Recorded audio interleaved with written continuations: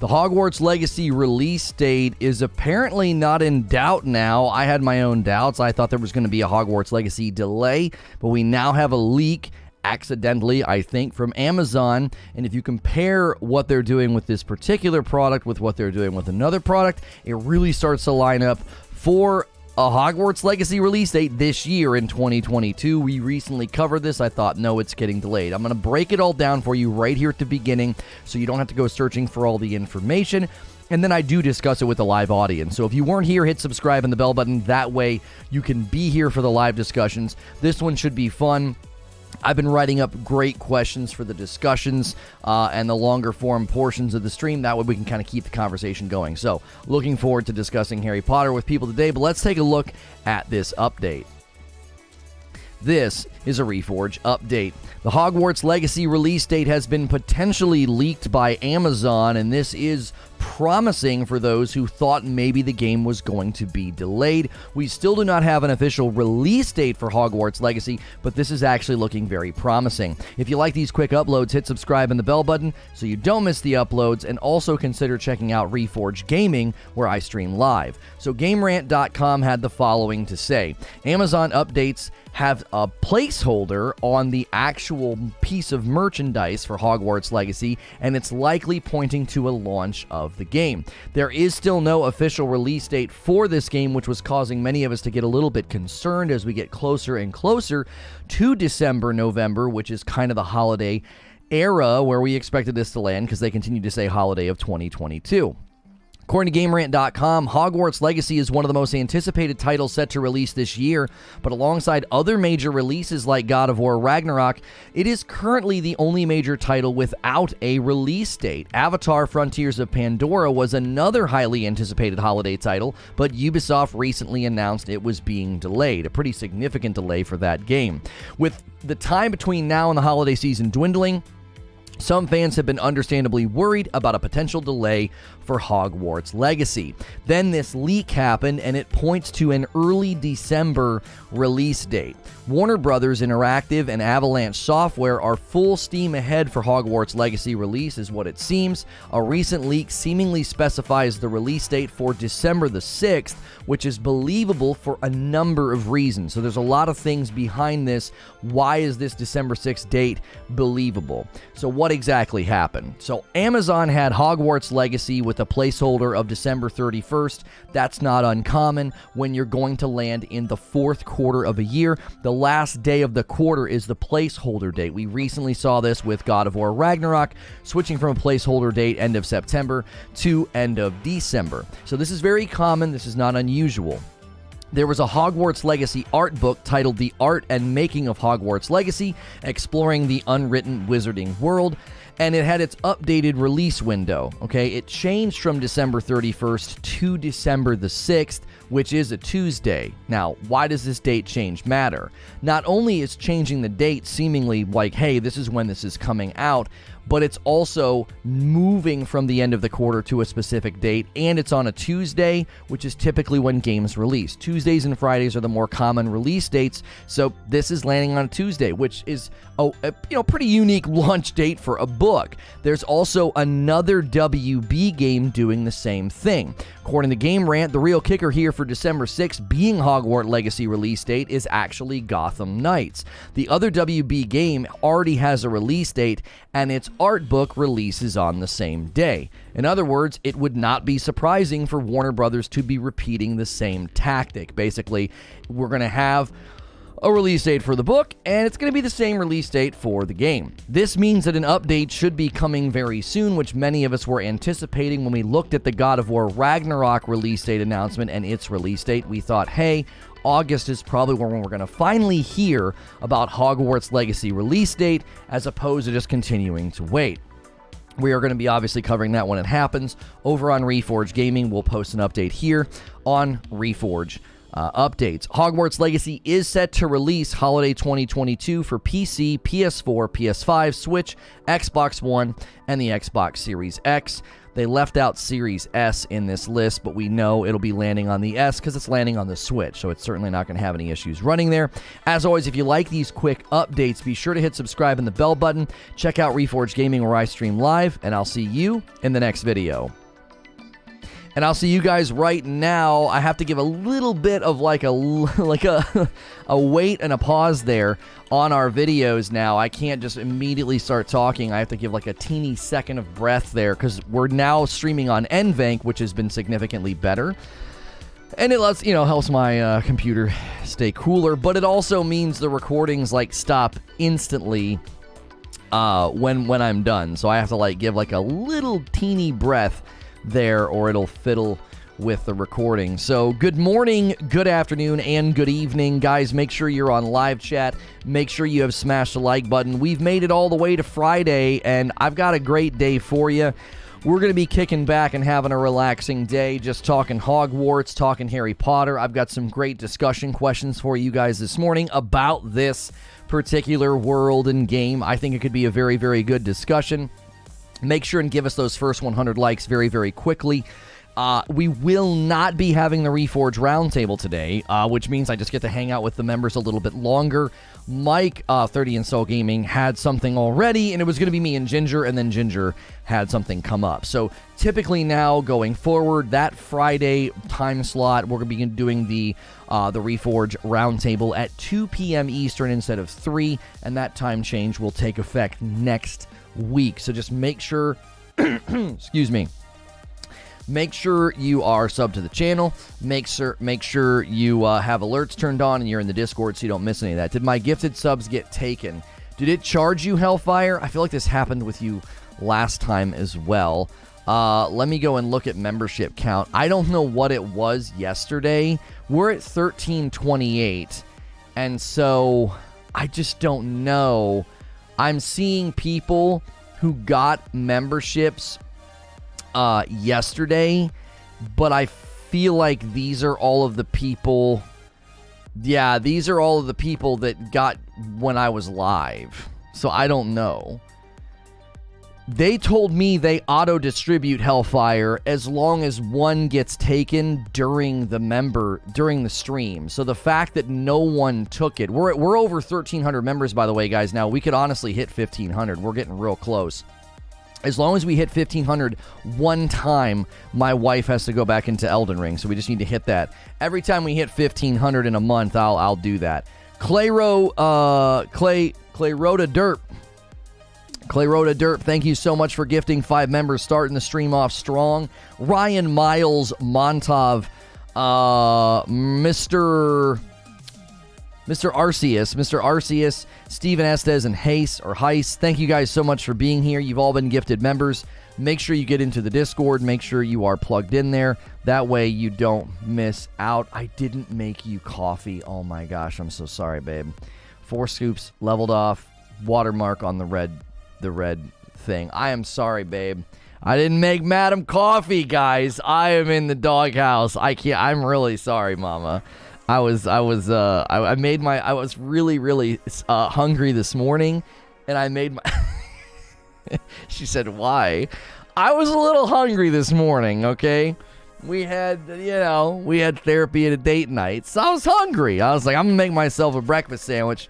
And I completely forgot to make her coffee. I've got a good track record, babe. That's like the first time in 9 months I've forgotten. A $5 tip from Mike on a mic. No coffee, no hazy Jane, says Hilly. Good morning, ladies and gents. Thank you, Mike on a mic, for the $5 tip. I'll think of ways to make it up to you. Can you leave the office door open? It's getting kind of warm in here this morning. I don't think the air's kicking on. Oh, you might forget? Okay. Yeah.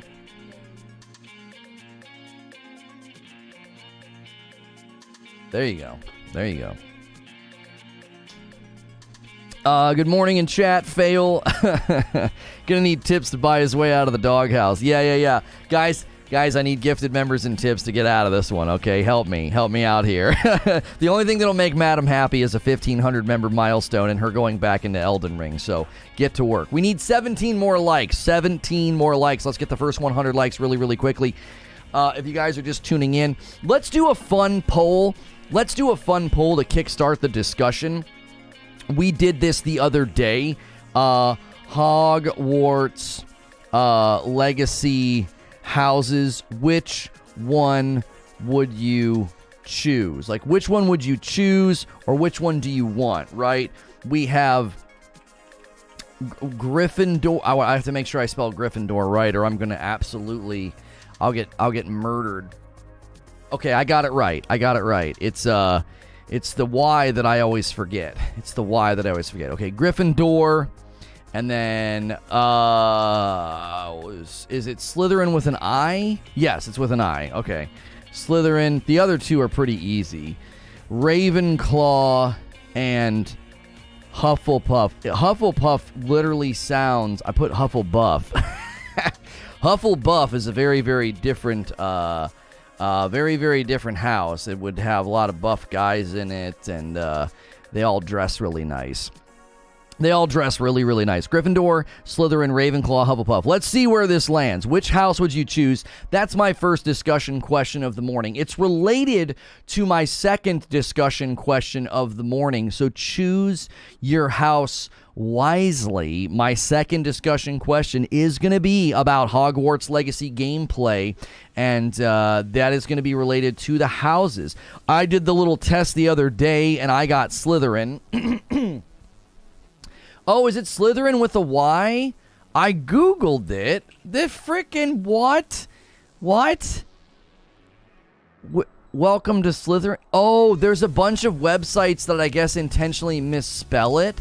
There are literally websites that misspell it on purpose, I guess. Should we start it over? Dadgummit. All the Potter guys are going to come in here. Got his own house wrong. I'm shutting it down. We got to start over. Oh, we got to start over. Hogwarts Legacy houses. It's fake news. That's not what happened. Which house would you choose? That's not what happened, chat. That's not it. That's fake. That's fake. That's a fake one. That was a fake. I was just testing you guys. I was testing just how awake you were this morning. Many of you probably should be ordering some Reforge roast, you know. I got that one past a couple of you, right? I probably should have just done Hufflepuff and left it alone. Gryffindor, Slytherin, Ravenclaw, Hufflepuff. All right, new poll. There we go. We cannot angry the Potter nerds, the Harry Potter nerds, man. They can't be coming in and seeing that. They'll absolutely kill me. Light roast house Slytherin. There you go. Get your Reforge roast orders in. Oh, somebody ordered already. My man D-Tom, 2 light roasts. Thanks for everything. The new site looks awesome. D-Tom with 2 light roasts, starting the day right.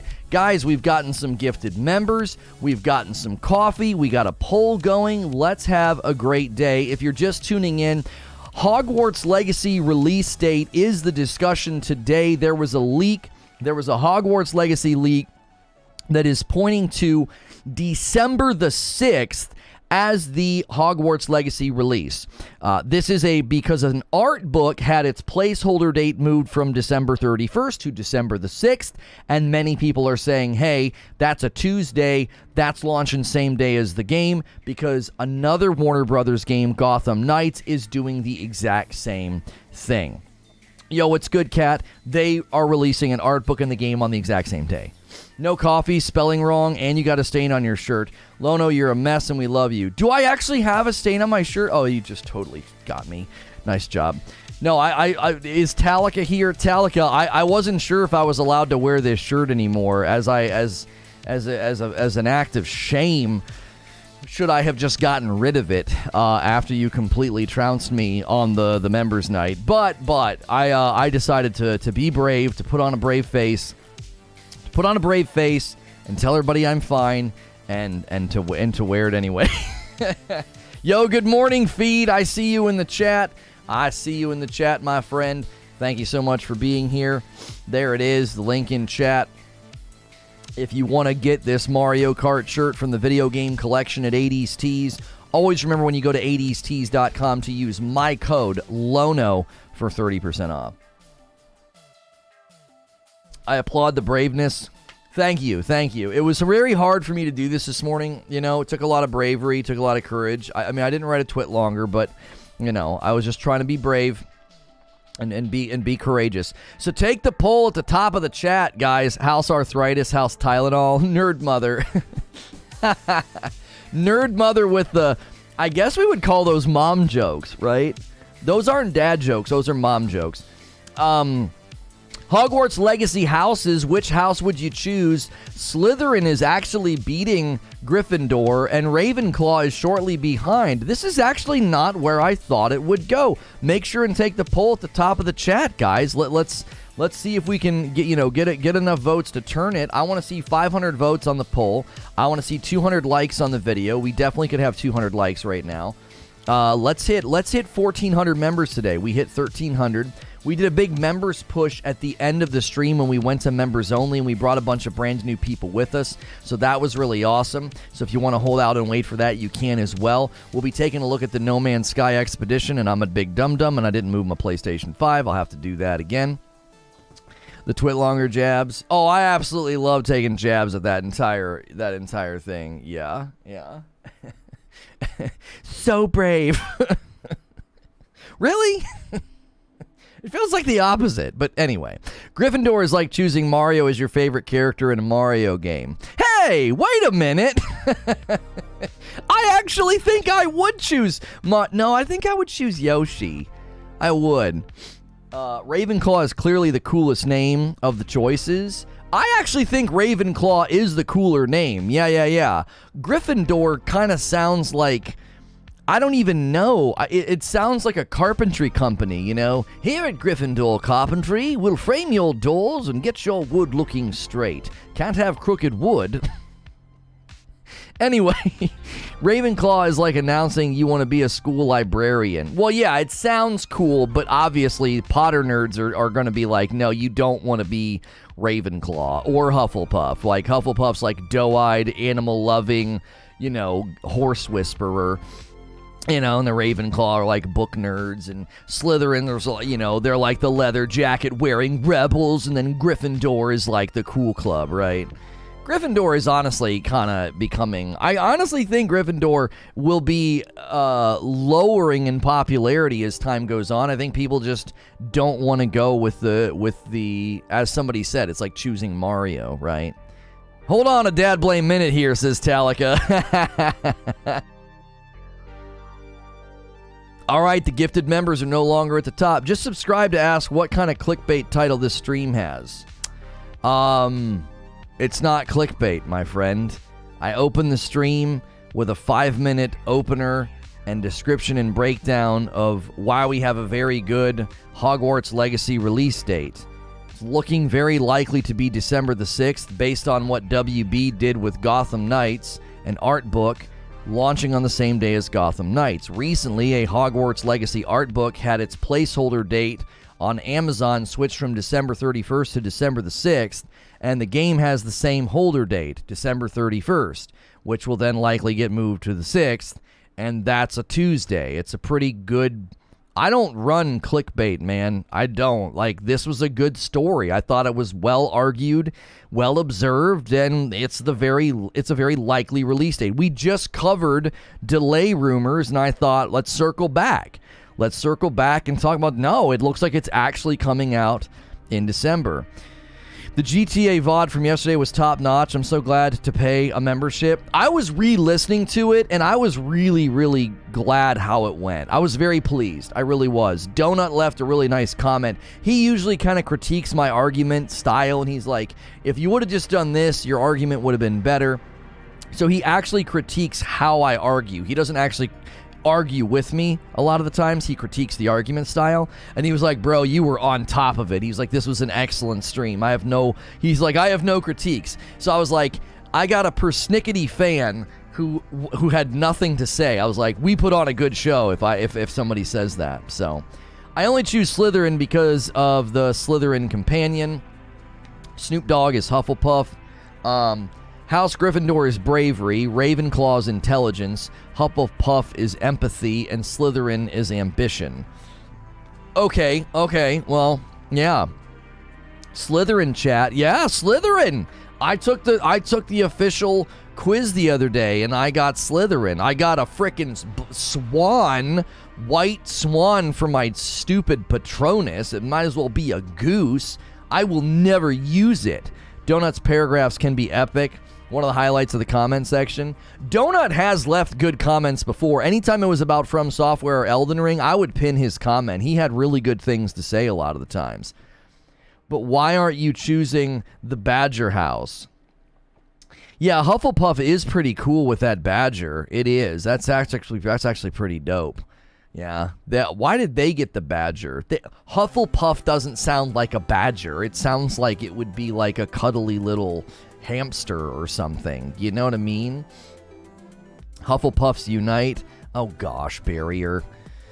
I mean, I guess if you were going to have a cute air fryer, it would make the most sense to put it in the house of Hufflepuff. I mean, I'll be honest, Barrier. I mean, I want to see your outfit, though, too, and see where exactly it lands with the color scheme. But, you know, yellow and black, you might end up looking like a bumblebee. Wait, where did you take the quiz where it gives you your Patronus as well? It was like the official site. Derek, fine, I'll say it with my chest. You're a forehead if you think this is clickbait. I don't understand. It's not clickbait. We have good intel on a release date. You know what I'm saying? What was the website that we used for that quiz? The poll tells me the chat thinks they're more exceptional than they really are. Oh, shut up, Eugene. What if they just like Slytherin because of the colors and they want to be like the rebel? Come on. You know what I'm saying? Forehead. Barrier is clearly wearing a Catboy outfit when using that air fryer. Yeah, you say, yeah, Barrier's like, exactly. That yellow and black ain't it. You know what I'm saying? You see Barrier walks in. He's like, listen, I love being a Hufflepuff, but can we talk about our colors? Yeah, is it wizardingworld.com? Is that the one? Is that the one that we used? I thought we went to Pottermore. Didn't we go to Pottermore? And it had you pick your wand and your Patronus. You answered all these questions, and it gives you your house, your Patronus, and your wand. If you're just tuning in, the Hogwarts Legacy release date is looking like December the 6th. Based on some leaks, Amazon had an art book that moved its placeholder date to December the 6th off of December 31st. It stands to reason that that's a Tuesday. And Pottermore is better, less clickbait. Okay. That's the one I use. That's what I use anyway, says Barrier. Oh, that one directs you to Pottermore. Oh, Wizarding World directs you to Pottermore. Okay. Oh, was Pottermore the old name? Have they changed their name? This guy said IGN. What about IGN? The Steelers fans would like a word with you. I'm sorry, I can't hear them. Most of them are in jail. If Hufflepuff is good enough for Robert Pattinson, I'm in. 420. Yeah. Robert Pattinson, he's a dish. You know, he's a good-looking man. I'll go where he goes. I like him. Trailer parks don't have internet. Come on, B-Mac. Oh, come on. That's kind of mean. Mine was funny. Yours is kind of mean. Oh, gee, many freaking Christmas. Yeah, they upgraded. They have parole work. Yeah, I mean, are they allowed out of the house? They're all wearing those ankle bracelets, so I mean, I don't know if they could come and watch the show. The one important Hufflepuff died. I think Jason Momoa would be Slytherin. Yeah, Jason Momoa would be Slytherin. I would help him. I would help him find his room and, you know, help out. I would help him with whatever he needs help with. I would remember to make Jason Momoa's coffee, that's for sure. Come on, babe. Jiminy Christmas. One time in like 9 months, a year. I don't even know when the last time. We should keep track how often I forget. It's so rare. What about Chris Pratt? I mean, they would just cast him in every movie, so I don't know if he has time, you know. I don't know if Chris Pratt has time. He's busy being in every single movie. You would let him slither in. Oh, snap. That's so dumb. Am I missing something? Why are the fans in jail? Oh, I was talking about the team. Yeah. Well, yeah, I guess the fans, you know, birds of a feather kind of a thing, Saint. I was just making a joke. Didn't the Steelers have like a pretty high number of felons on the team? Like, what were they doing? Were they just going to the local jail and talent scouting and being like, let's get these guys out on work releases? That guy's a heck of a running back. Like, I'm making a joke about that. Wasn't that like a thing? They had a bunch of criminals on their team. I think Tom Hiddleston would be in Slytherin. Oh, he'd be great as like a Slytherin professor with like his long black hair. He'd like slick it back and he'd be real arrogant. Yeah, he'd be great. It'd be really hard not to just see Loki. You know what I mean? It'd be really hard. Like, that's just Loki, you know? God of mischief, God of magic. This is just Loki. Will Ferrell, Hufflepuff, yes or yes? Why do you care where Will Ferrell goes? If you guys are just tuning in, the Hogwarts Legacy release date news is that it is very likely releasing on December the 6th. There was a Hogwarts Legacy book that had a placeholder date December 31st, and it moved to December the 6th. And they think that the game will do the same thing. The game has a placeholder date right now of December 31st, and it'll move to December the 6th. December the 6th is a Tuesday, and I actually think that's a really, really good release window. It's right before Christmas, and Hanukkah, and any other, one that I left out. All of the holidays, those are probably the two big ones, though, where you're buying things for your kids or buying things for your loved ones. So I think that would be a great one for them. December the 6th. Yeah, I know people want to see like Adam Driver as a young Snape. I could totally see that. Adam Driver could probably play anything, to be fair. He's a super talented guy. He's a little strange. I think that's one of the things that makes him such a good actor. He's a little strange in a good way. I like it. Like, he won't watch any of his own work. Like, he gets uncomfortable when he goes to do interviews and they want to like show him his own work. He doesn't want to see it. It's very interesting. What would Robert Downey Jr. be? I think Robert Downey Jr. he'd be a Slytherin. Yeah, real ambitious. He's got that hubris. He's got that swagger, that arrogance, I like him. Adam Driver is great, and he's pretty funny. Yeah, I like him. I like him as an actor. I could see him playing a young Snape. I think that would be amazing. I really, really do. I tell you what I want. I want the Chronicles of Tom Riddle. Like, I would love that. When they do that one particular flashback, and he's asking that guy about Horcruxes, I absolutely love that kid. I'm like, this kid is so good. He's creepy. There's something threatening about him. It's so understated. It's so subtle. It's absolutely brilliant. It is. What's the topic right now? Which house you would pick? And that's going to be related to my second discussion question. I haven't thrown it out there just yet. Your boy is Slytherin. My gosh, isn't he beautiful? Holy moly. That kid, what's his name? That kid from Dune? Jiminy, he is just a beautiful man. Young Snape, played by Timothy Chalamet, would work. Jamie Campbell Bower as Tom Riddle. It's Barrier's husband. I could see a lot of people fighting Barrier for him to be their husband. He's just gorgeous. Chris Hemsworth is Gryffindor. Yeah, I could see him being in Gryffindor. I need a horse. Loki, no. That's Timothy. Yeah, that's right. That's Timothy Chalamet. Yeah. I could see him play Snape. I actually think he might be too good looking to play Snape, though. Snape's not supposed to be, like, incredibly handsome. He's supposed to be a little, like, you know, he's not supposed to be ugly, but he's certainly not supposed to be an angel. He is so pretty. He's such a good looking man. It's almost uncanny. It's like, how'd you get this way? Hi, Lono in chat. Choice between houses. I'm not sure. Gryffindor or Slytherin. Too hard.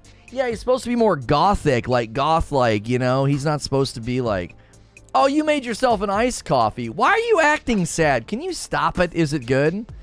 She's got an iced coffee maker, and she used some she used some Reforge roast this morning to make some iced coffee. How is it, babe? Yeah? Not going to say anything. Hey, another order of Reforge roast coming in from Kale. Thank you so much, Kale. Ordered 2 bags of light roast. There it is. Could we get 200 likes on this video? I feel like we should have 200 likes on this video. There's tons of people here. There's 300 votes on the poll. Keep voting on the poll, but smash that like button. It helps out the video. Amber Heard. Never heard of her. The Cape action, though, like, where's that breeze coming from? What would Johnny Depp be? Johnny Depp would not be Slytherin. No. No, I don't think so. He'd be... I feel like he would be Hufflepuff. Yeah. I feel like he'd be Hufflepuff. Empathy. Yeah.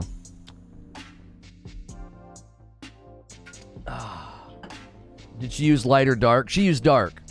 I've heard a lot of people say they've used the dark roast for cold brew and iced coffee, and it's very, very good.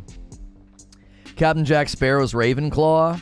Yeah, but the whole book thing, I don't know if he'd be like book smart. Isn't Ravenclaw supposed to be more book smart? What was the 4 things?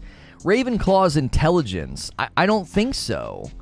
I would say, I would be like, no, Johnny Depp's going to be stronger in empathy than like book smart intelligence. I'm not saying he's not intelligent, but I think I would say no, he's going to lean more towards empathy, and he'd be Hufflepuff.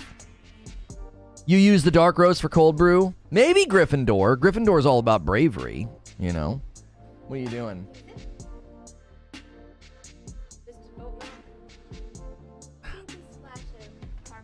Oat milk. So she's got this Mr. Coffee iced coffee maker, right? So she puts some Reforge roast in here, right?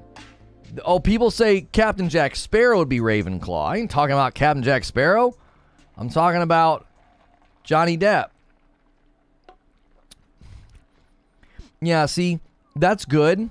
It's very smooth, and it's got like a very nice flavor. I can taste the coffee, but I'm like mine to be a little bit sweeter than that. I use Italian sweet cream, so it's not quite as sweet as I'd like it. You have that same cup? Yeah, she uses Reforge roast in it every once in a while, and it's really good.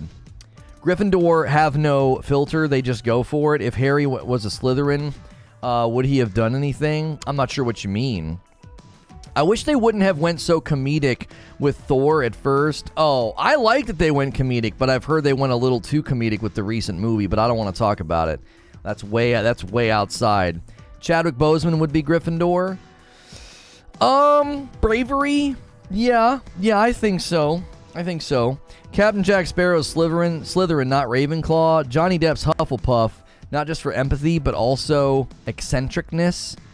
Yeah, like I said, I think Johnny Depp is Hufflepuff. You know? Depp was friends with Hunter S. and Shane McGowan. I'd say he's literate, but still high, Hufflepuff. Right? Like a little bit of a, you know. Listen, if you're just tuning in, the Hogwarts Legacy release date is likely going to be December the 6th. There was an art book. It had its placeholder date on Amazon moved from December 31st to December the 6th. The game is still having a placeholder date of December 31st, but people think it's going to move to December the 6th. Right now, we're just having fun choosing a house. There's a poll at the top of the chat. Choose your house. That is going to be related to our second discussion question of the day. So choose your house. That's for Hogwarts Legacy gameplay. Or what did I say? Oh, Hogwarts Legacy houses. Which house would you choose? Which house are you going to choose? in Hogwarts Legacy. This is probably going to be one of the more popular as a Harry Potter game. I think it's going to be one of the more popular Harry Potter games out there. What would Thanos be? Slytherin. I wonder what Avalanche was thinking when they saw that. When they saw what? Not my problem. Chamber of Secrets. Gryffindor. Have no filter. Just go for it. I don't know what you're saying. I have no idea what house I would choose. Ravenclaw actively seek out intelligence and put it above all things like friendship, even willing to sabotage others to stay ahead.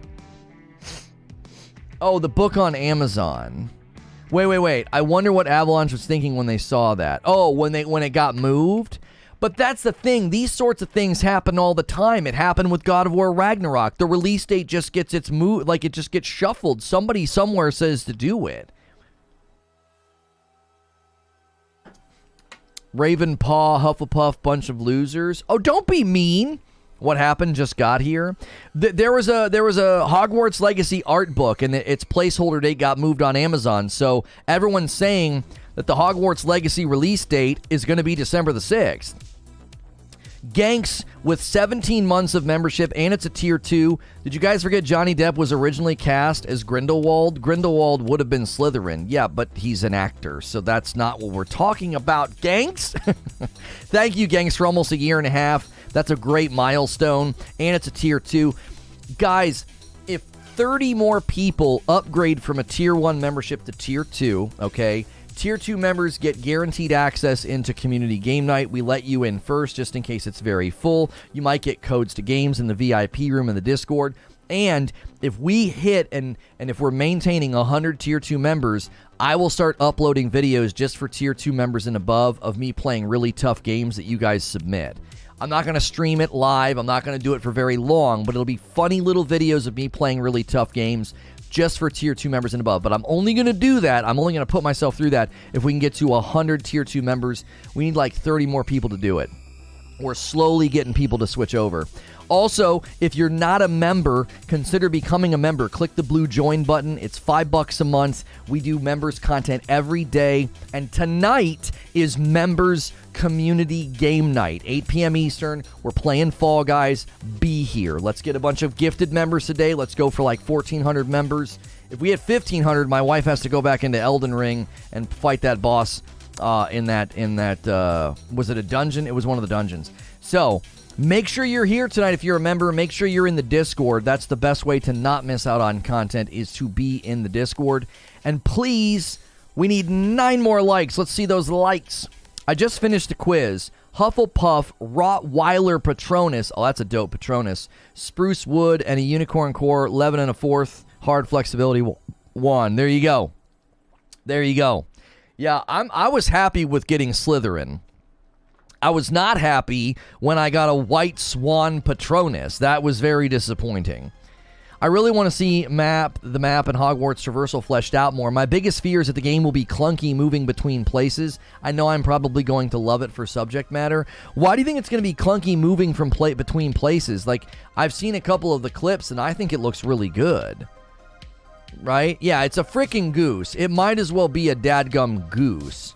It really might as well be a goose, honestly. Like, honestly, you know, who throws a shoe? Like, it might as well be a freaking goose.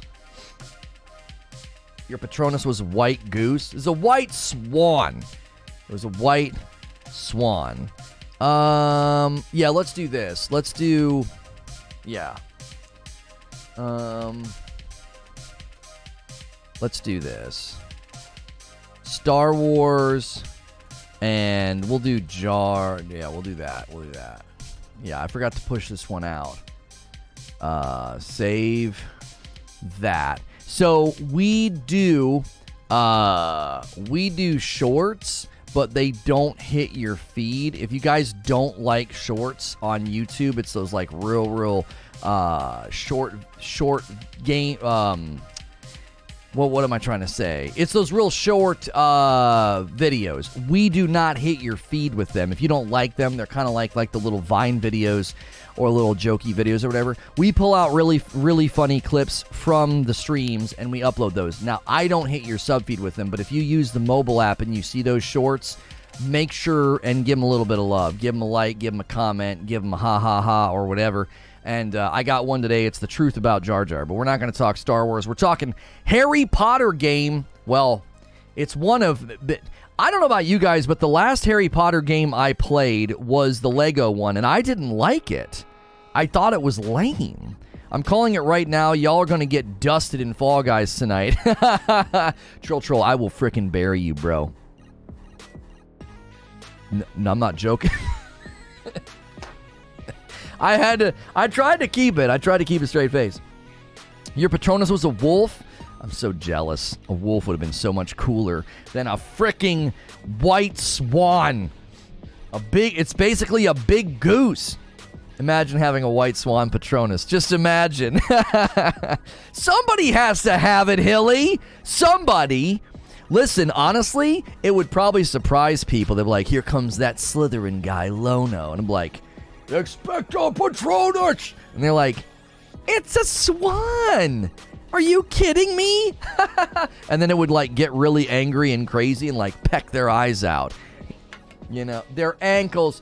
Get out of here. Peck their ankles. It was a very big swan. It wasn't small. It was large enough to maybe peck your... She couldn't tell if it was in a forest or in blades of grass. Very funny, babe. Very funny. Not bad. Not bad. My coffee's fantastic. It's nice and warm and it smells like love, like someone made it for me. Oh, I made it for me. I am a narcissist. This is true. They're scary, man. Swans and geese are dangerous. No one gets why I say that. Like, why would you punch a goose? Have you ever been around geese? You need to be willing to do what's necessary to protect your family. And I'm willing. Like, if I had to, I would punch a goose, right? Their head is just at that perfect height. Little bit of a lean down for me. I'm not very tall. Little bit of a lean down and just boom. Just right across their little head.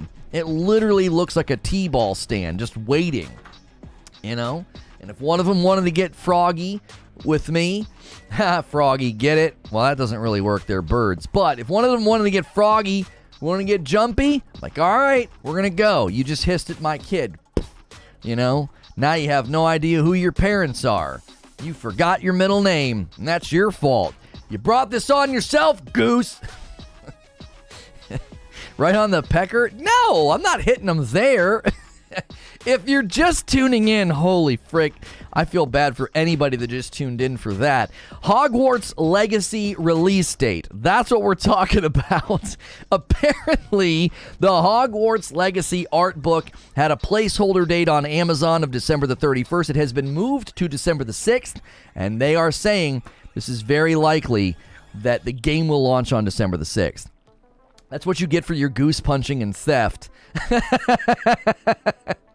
Yeah, Eugene found a video on Reddit of some guy stealing a goose. He's like, is this you? I'm like, why would I steal them? I don't want them. I don't like them. Digit to Comet with a 4-month milestone, renewing that membership.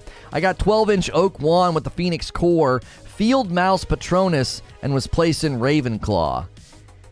I got to admit, I thought White Swan was a pretty bad Patronus, but Field Mouse, like, my Patronus would eat yours for, like, a snack.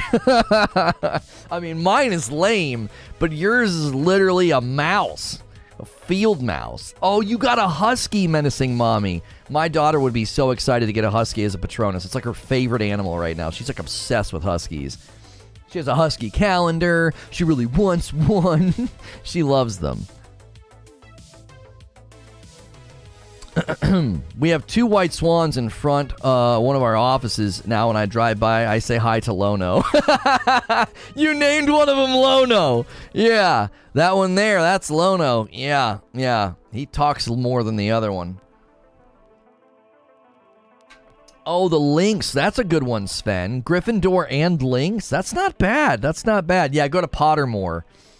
Pottermore is the website that does it. Or the Wizarding World or whatever the frick. Those are the ones where you can do like the quiz. All right.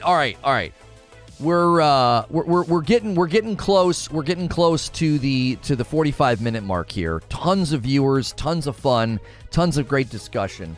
let me throw out the next discussion question, and it's related to the poll. So make sure and take the poll at the top of the chat. Hogwarts Legacy houses. Which house would you choose? Gryffindor has now taken the lead from Slytherin, and Ravenclaw is close behind. Poor Hufflepuff, always bringing up the rear.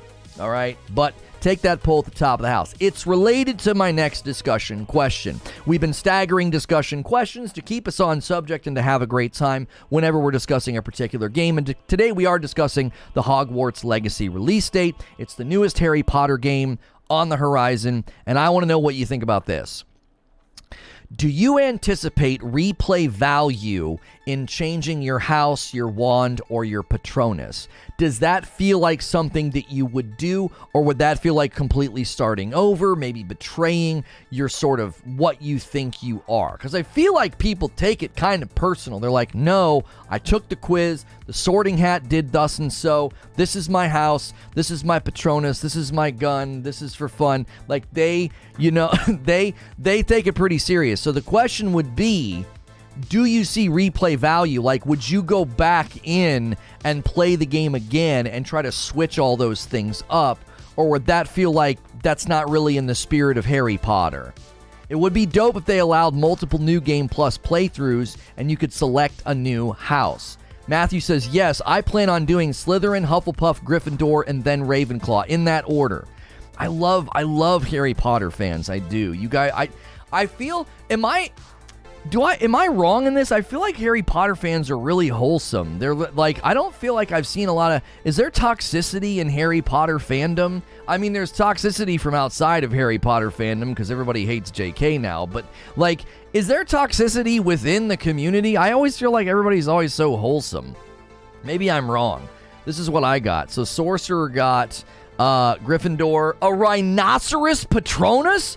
I seriously got one of the worst ones ever. Sometimes, but not a lot of toxicity. Let's see. Tony says, if they incorporated the houses and Patronuses in a good way that was meaningful, I would absolutely replay to play all of the houses. But if it literally meant nothing, that I don't know. I actually think it's going to be pretty significant to Hogwarts gameplay. I do. I think your house and where you go and what you can do and the things that you learn, I 100% think it's going to be a significant game-impacting thing. I do. I think people are going to want to replay and pick different houses. I'm curious if Harry Potter fans are going to feel like that's not really in the spirit of Harry Potter, right? I probably would not replay as another house, says Chris, but I also am not big on replaying games. The Whiskey Panda says, if the mechanics are done well and it does make big differences, I would totally do that. Arch Enigma says, if I was going to replay the game, I would treat it like Mass Effect. I'd have to commit to a character and then make the choices they would make based on the house. So you would almost role play it rather than see it as an extension of you. I think some Harry Potter fans are going to see this as an extension of them, like this is the sorting hat, this is their house, this is their Patronus. They're not going to want to deviate or switch or whatever. It's not you. I get what you're doing. I think a lot of people are going to do that as well. I could see myself doing that if I really got into the game. My thought on it is, right? My thought on it is, this is going to be a pretty surprising game. I think Hogwarts Legacy is going to surprise people. I really do. I think people are going to find a very deep and robust RPG. I think it's going to surprise folks. Lono, I'm going to play both ways.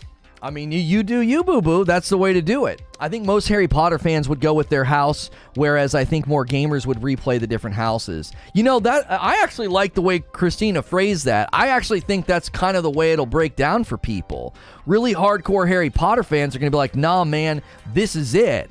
And then gamers will be like, bro, I'm going to replay. I want to check out that other house. I want to check out my a different Patronus. I want to check out a different, spell set and way of playing. I'm sticking with my house where my Ravenclaw's at. Christina's calling all Ravenclaws. They're probably reading. They're busy, Christina. Sorry. They're not gonna respond. All the way through with my chosen house, and then I'll role play the others. Oh, I get what you're saying, Mr. Night Sings.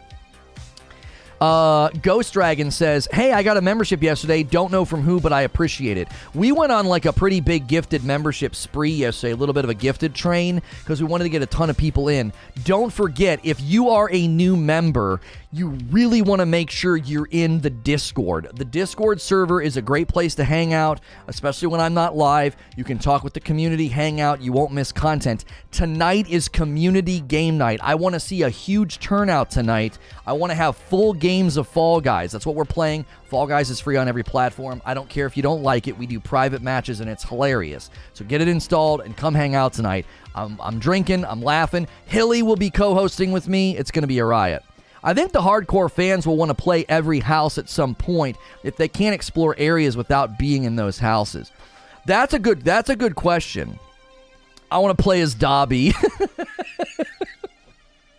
And you just use the sock for everything, right? And you just hit people with the sock, you know? You forgot to mention shouting. Yes, I do lots of shouting on Friday nights. It really annoys my wife. She's like, why do you have to be so loud? I'm like, why do you have to not be loud? The game shouldn't allow you to choose, says Hilly. If it does, I think it's a mistake. I think all that stuff should be an RNG role that you can't change. Hilly, I actually could see them doing it two different ways. They could say, hey, do you want to choose all these things beforehand, or do you want to have the organic Harry Potter experience? Like answering questions like we did on Pottermore.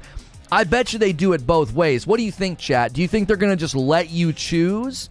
I think that'd be a big turnoff for a lot of people if they can't choose at all. But I also think it'd be a really appealing thing to say, just let the chips fall where they may. I'm going to take the quiz, and I'm going to see where I end up. I think that'd be really, really fun. I think they're going to let people do it in both ways. Because I think people that are, like, you may absolutely love Hufflepuff, and you answer the questions honestly, and you get Ravenclaw, and you'd be like, well, I don't want to play now, right? Like, I do think they're going to want to let people choose. I can print one if you want. No, the other way. But there's two orders, so we're still going to end up in the same situation. Hang on. Let me double check. I think it's two orders right now. I mean, I could do the first order of the day just to, like, reward them for being the first order of the day, if you want. We can. I'm going to print the first coffee order of the day. It goes in like that. Yeah. Yeah, I know. I've been doing it. The first coffee order of the day was D Tom. It was this guy here, and it was too light. It was two lights. All right, hang on. We don't want a return label, and we're gonna do padded flat rate envelope, print. This is customer service right here, and it's us using our labels effectively. And print. There you go, D-Tom. Yours is going out today, D-Tom. That's customer service. That's Madam. She walked in here. Two lights.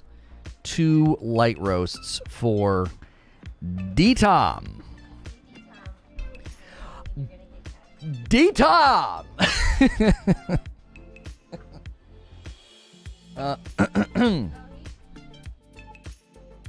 Yeah, he's a regular. Yeah, D-Tom orders on the regular. Yeah, my wife recognized your name. She's like, oh, he orders all the time.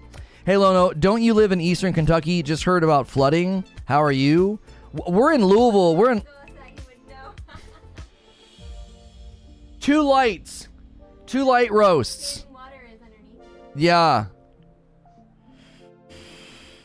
We live in Louisville, Kentucky, and no, I don't think we've had any flooding, but my wife made sure to get a dig in that I don't go outside, so I wouldn't know. It could be a blizzard outside right now, and I have no clue. Get out of here, boy. Boy. Read it, boy. You are not ready, boy. He called me a burp. Yeah. Can't wait to tell Uncle Butt his nickname. My son is so not in. He's just so effortlessly funny. I'm not gonna say what we call him. Cheapers. It's not my first day streaming. $5 tip from Bradman. Do it like in the movie. You answer the questions and the hat licks you. I missed that part of the movie. There's an option to ask the hat at the end like Harry Potter did. Thank you for the $5 tip, Brad. I appreciate that. You seem so much happier now. What do you mean compared to when? I do feel great. Things have been excellent lately. I feel wonderful. I plan on being an evil Gryffindor and Ravenclaw and Hufflepuff and a good Slytherin. Oh, I see. Oh, let the hat pick. Okay. Yeah, I was like, man, I watched Harry Potter and I missed that. That would have made for a very different movie, you know, like, hey, all you children, come in here and let this hat lick you. Wait a minute, this is inappropriate. You got the mouse Patronus? I live in Louisville almost my whole life till about 3 years ago. Went to Doss High School. Yeah, I don't know a lot of the high school names, man. I've lived here for in a month, it'll be 20 years. I will have lived here for 20 years. I moved here in 2002. I love it here. I love the city. No, what? I'm about to do this. There will be to do, some will include, okay. What were you saying no to? Anyway, the flooding, never mind, you already did it.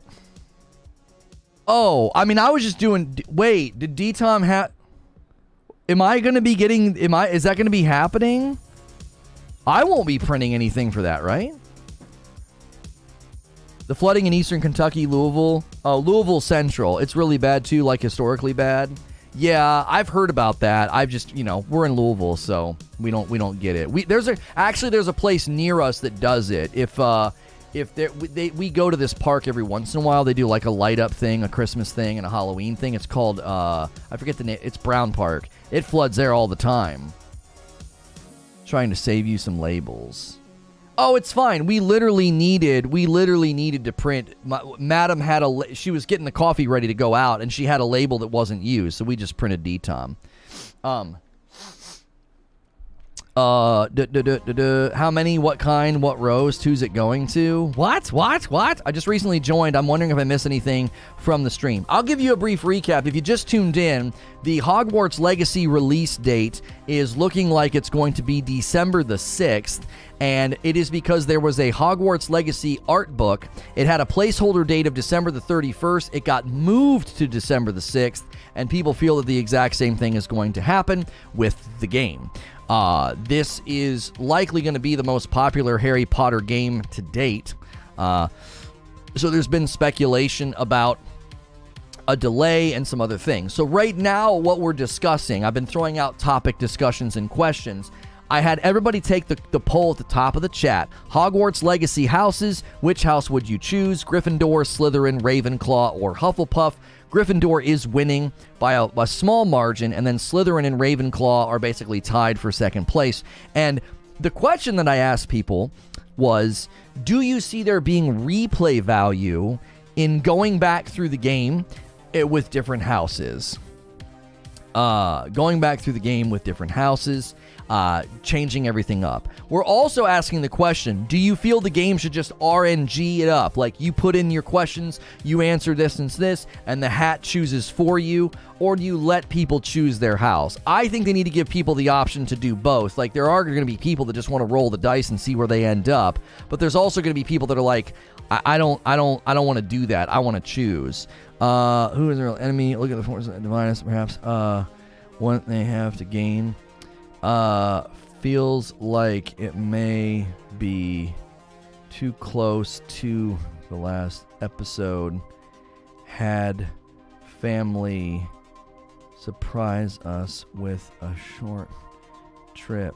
I can't record Saturday. I think give the option to choose after first completion on RNG. So Hilly thinks your first run through is just RNG. You just take what you get, and after you complete the game, they let you choose. I just don't think that would work, Hilly. I think people would find that really unappealing. They'd be like, man, I don't want to do that. I want to be able to choose.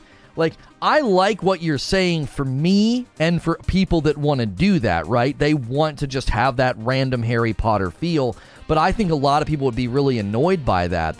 They would just end up deleting their save and trying to answer the questions again because they're really, really going to want to get into a particular house, right?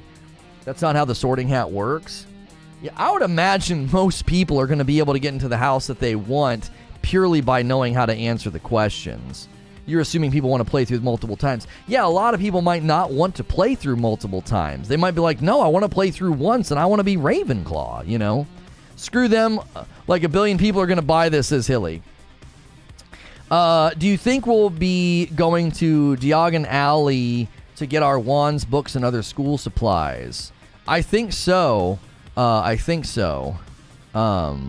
Next week then. Yeah. From the game website, be the witch or wizard you want to be, says Menacing Mommy. Learn spells, brew potions, grow plants, and tend to magical beasts along your journey. Get sorted into your house, forge friendships, and master skills to become the witch you want to be. Right, but it says you can be the witch or wizard you want to be, so getting sorted is probably going to be something you do have control over, I would imagine. Let's keep it unnatural. Next up, after last, something foundational. Why are we so divided? And how maybe a how episode. How do we move toward others? Be less divided. Let's see here. Frequently asked questions. Can players choose... Here we go. Frequently asked questions. In Hogwarts Legacy, can players choose their Hogwarts house in Hogwarts Legacy? A. Players can choose their Hogwarts house at the start of Hogwarts Legacy. There you go. They're letting you choose. Now listen, we did an experiment where we are 1 hour into the stream. We did an experiment where we were running ads at that hour mark because YouTube encourages us to. I'm not doing that. I didn't like what it did yesterday. I didn't like the results. So instead, we're really going to press on people to say, when we hit that 1 hour mark, smash the like button, take the poll, do all the things that you maybe haven't done yet. Consider tipping through Super Chat or gifting members or becoming a member. I'd rather do that every hour to show YouTube there's another way forward for live streams. I think it's completely counterproductive to run ads on those hour marks because it hurts our turnout. It makes people leave and it hurts that kind of like the momentum and the vibe. So I'm not going to be doing it. I did it just 2 days and decided I really did not like the way that it felt. My gut instinct was that it was a bad idea. I've been streaming for 8 years. So I was like, there's no way this is going to be a good idea. And it simply wasn't. I thought maybe YouTube would treat us really well if we ran the ads. Like, oh, they'll treat us. No, it absolutely creamed us yesterday and I'm not going to be doing it. I will only run ads when I go upstairs to like use the restroom because like I might as well. I'm walking away, but I'm not going to be doing it on a scheduled basis. I find that to be very, very counterproductive. 2-day broom shipping. That's right. I just found out they are releasing RimWorld to console. Such an awesome game if you've never played it. RimWorld. I feel like I've seen this game talked about before. My wand is 12 1/4 long. Look, man, some people's wands are longer than others. You know what I'm saying? You know what I mean?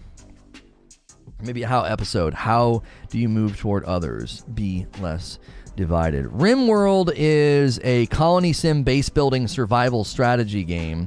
Oh, this looks kind of charming. I don't think I would play it, but it looks pretty cool. Brad Man deciding to jump in and become a member. I appreciate you doing that, Brad. Thank you. I hope to see you in the members only content. I hope to see you tonight for community game night. Thank you so much. You are dope and deserve dope stuff. Welcome on in, Brad. Don't forget, if you become a member, don't forget to get in the Discord so you don't miss out on all the members only content. Only 9% of people's wands are longer than others. That's right. When is the game out? So the Hogwarts Legacy release date is looking to be December the 6th.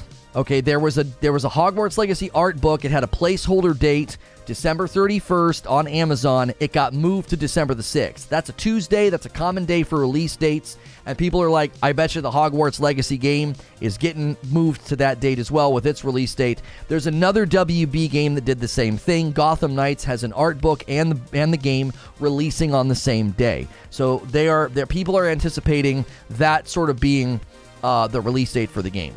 This is not since I think the Lego game, this is probably going to be the most popular Harry Potter game, I think. And I actually have been telling people, I think it's going to be a surprising game. I think it's going to surprise people. And we've been kind of discussing, if you took the poll at the top of the chat and picked your Hogwarts house, which is going to determine, I think, a lot of your experiences in the game. Do you see replay value in going back through the game and picking a different house? We also were debating on whether or not people should be able to pick their house or they just get automatically sorted. We went to the official Hogwarts Legacy frequently asked questions, and it says you can pick your house. You're not going to be forced to go with the house that the sorting hat picks for you. Somebody asked a question about game night. Join the Discord. Don't play Fall Guys, but I'll still come hang out. Oh, thank you, Ghost Dragon. I appreciate that.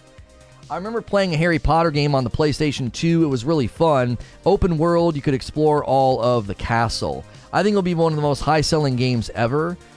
It wouldn't surprise me if it breaks some records, honestly. I don't know if it'll be the highest-selling game ever. There's some pretty big games to compete with, but I wouldn't be surprised if it breaks some records. Like it's gonna be very, very popular. Did you build the Call of Duty Warzone tutorial? Asking for Lono. Brad, I remember that. We called him Brad.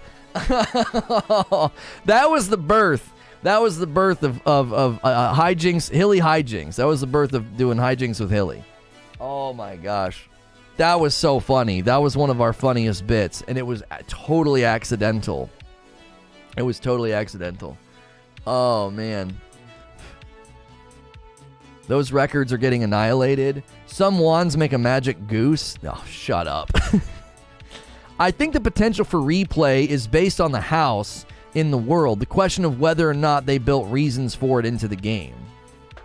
Yeah, like, is it totally cosmetic? Like, if you're Ravenclaw, does it mean anything? Or can you just, like, go into the house and, like, walk around and it's kind of cool and it's more of an aesthetic thing? Or is there generally going to be, like, foundational game differences when you choose a particular house? Guys, do me a favor and smash that like button, man. We only need 40 more for 300. I'd love to see 300 likes. 370-something odd people here. I bet you we can do it. It's free to smash that like button.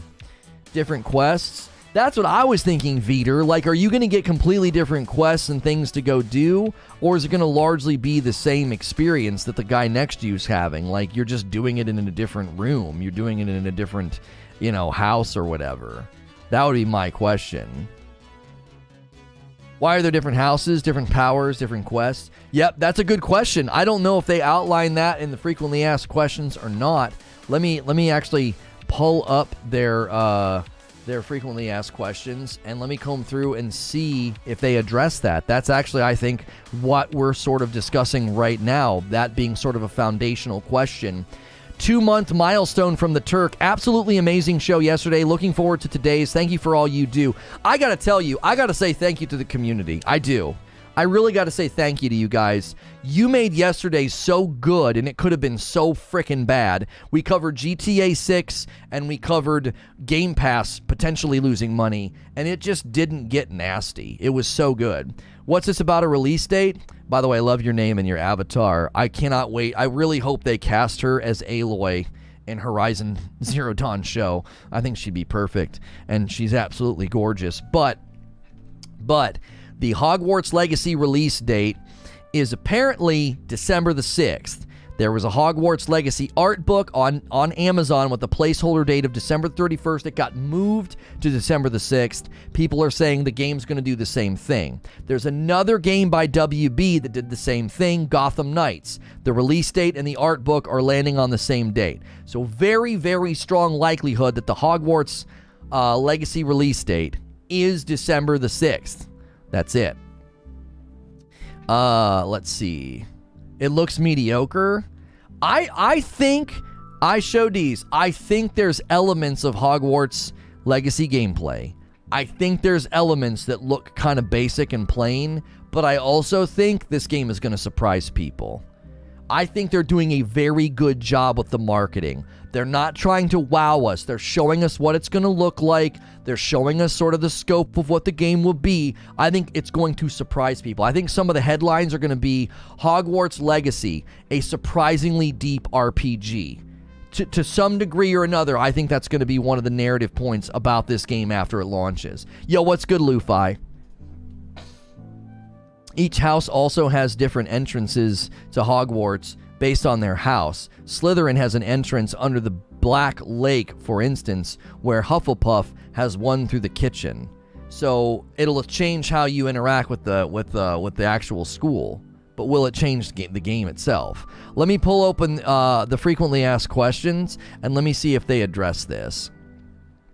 Let me see if they address this. Can I unhighlight that? Oh, you did that highlight thing. How do I just click on FAQ and it refreshed it. Okay. What kind of game? Who is publishing? When does it release? They just say holiday. What platforms will it be on? What is J.K. Rowling's involvement with the game? Is this a new story from J.K. Rowling? Each experience offered under Portkey Games will take place in the world and will be authentic to J.K. Rowling. Oh, she's supportive of the game and has entrusted the design creation of the games to Warner Brothers. How does it fit into the Harry Potter wizarding world? Is it an original story? What is the original story? How do you play? Can you choose your house? Yes, you can. Can you customize your character? You can customize with the onset as you progress, develop your special combat style. Will you establish friendships? Will you see Harry Potter? No, it's set in the 1800s. What's the dangerous threats? Is the Hogwarts Castle explorable? Yes, you'll be able to explore a fully realized Hogwarts Castle where they will attend classes, discover dungeons, secret passageways, challenging puzzles. Broom flight? Yes. Magical beasts, can you ride them? You can tame and mount and ride some magical beasts. What kind of classes will you attend? How do you level up? Can you mix and match spells? What is the room of requirement? Does it have Hogwarts co-op play? It's a single-player experience and does not have online or co-op. That's related to one of my discussion questions. Are there microtransactions? It does not have in-game purchases or microtransactions. Accessibility features. Portkey Games. Yeah, it doesn't say. Yeah, it doesn't say. They do not address whether or not your house of choice in Hogwarts Legacy is going to affect anti-cheat. Why would you need anti-cheat in this? It doesn't indicate that at all. It's a shame we can't have dueling co-op mode. Yeah, That's one of my discussion questions. We can jump to the next one. Do games like Hogwarts Legacy fall short without multiplayer or co-op?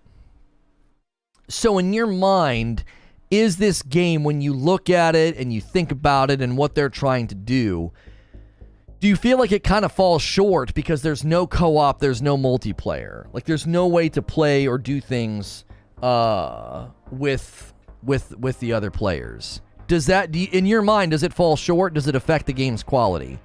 A lot was addressed in the PlayStation State of Play. Yeah, can we find an article summary or something? I don't want to go rewatch that, obviously, right now. Metanoia, renewing their membership. Welcome back in. Thank you so much, Metanoia. I appreciate that so much. I want to see where we are right now. My Patronus's booty. Butters got a Newfoundland. That's a dog, right? That's not that bad. It's better than mine. It's way better than mine. There is no creature whispering. Can confirm. I do not teach this skill. That's right. I want to check on something with the members because you guys have already done some. 1334. That's where we are right now. 1334 member count. It feels like the game is being made by people who are passionate about Harry Potter and by a studio that I like. I'm not worried if this game will be, at worst, good. It definitely does not need co-op. iShowD says, I'm not a fan of co-op games personally. I don't have friends to play with. Solo player here. It's a solo offline game. You can cheat and mod all you want. It will only concern you. I think it has a lot of potential even as a single-player game. There is a lot of untapped potential since it's an open world. Deerhound here, Dog Patronus Squad for the win. Feels like this... Oh, I already read that. I'm okay with no co-op, says Cujo. It would have been a cool bonus, but I don't see it as a need. I got a black mare horse. That's a good Patronus. I just don't like that it's set just before the movies. Why don't you like it being set before the movies? See, I actually think this is a good thing. They don't have to, like, ham-fist other... Like, they don't have to ham-fist popular characters in. Do you know what I'm saying? They can just totally tell their own unique story instead of being like, oh, we got to include this teacher or that character. Like, I actually think it's really smart that they said it years before. Yeah, it's like 100 years before. I think that's perfect. At the very least, there might be like a DLC where Dumbledore shows up as like a kid, but I don't think they're going to focus on that. WB Avalanche and players are missing out with no online. Could you imagine the monetary gain and the rise in player count if there was online? Right. I'm not going to say it needs online. I'm not going to say that it needs online. But I do wonder, with a game like this and how these games are played and how these games go, are they missing out on like an easy win, right? By being like, you can play with your buddy. There's just something about Harry Potter. There's something about being in Hogwarts that tells me it's like, it would have been really good to make this a game where you play with buds.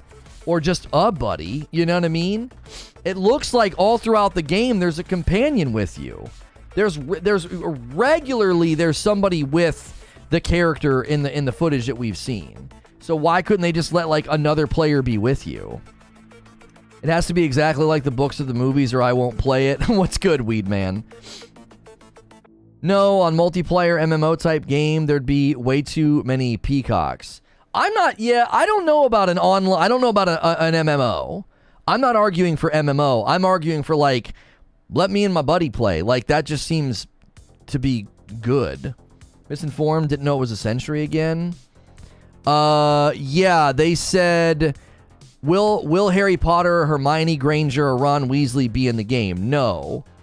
Hogwarts Legacy is set in the 1800s, before the time period that J.K. Rowling book stories are. Yeah, like one-on-one dueling. An MMO could work in a limited capacity server. Well, the thing with an MMO, you could totally do a Harry Potter MMO. You could. But it can't be this game, because you'd have to build it from the ground up to be that. You gotta understand, this world is designed for you to interact with others at School of Hogwarts, not just your buddies. No, I get that. I just look at the world. I look at a Harry Potter game, and that's what I think. I think companionship, friendship, those are central themes in the books. Like, I think, like, that is probably one of the strongest themes in the book, is friendship and companionship. Like, that, he does everything for his friends. Like, the three of them are so central to the story, and this game seems like it's going to really center around that. You're making friends, you're meeting people, you have companions with you on a lot of the missions. So I'm not saying it needs it, I'm just saying that just kind of sounds like Harry Potter to me. You know, it doesn't need it, but the world and the themes and the style, it's like, it just felt like a game. Yeah, you team up with the buddy and you just go wizarding. I mean, maybe I'm a little biased because it would have been really fun, a fun game for my wife and I to play. You know, I'm probably a little bit biased. That would have been awesome. I don't suppose we know anything more about the extent of broom flying or any information regarding Quidditch. Well, it says right here, does Hogwarts Legacy have broom flight?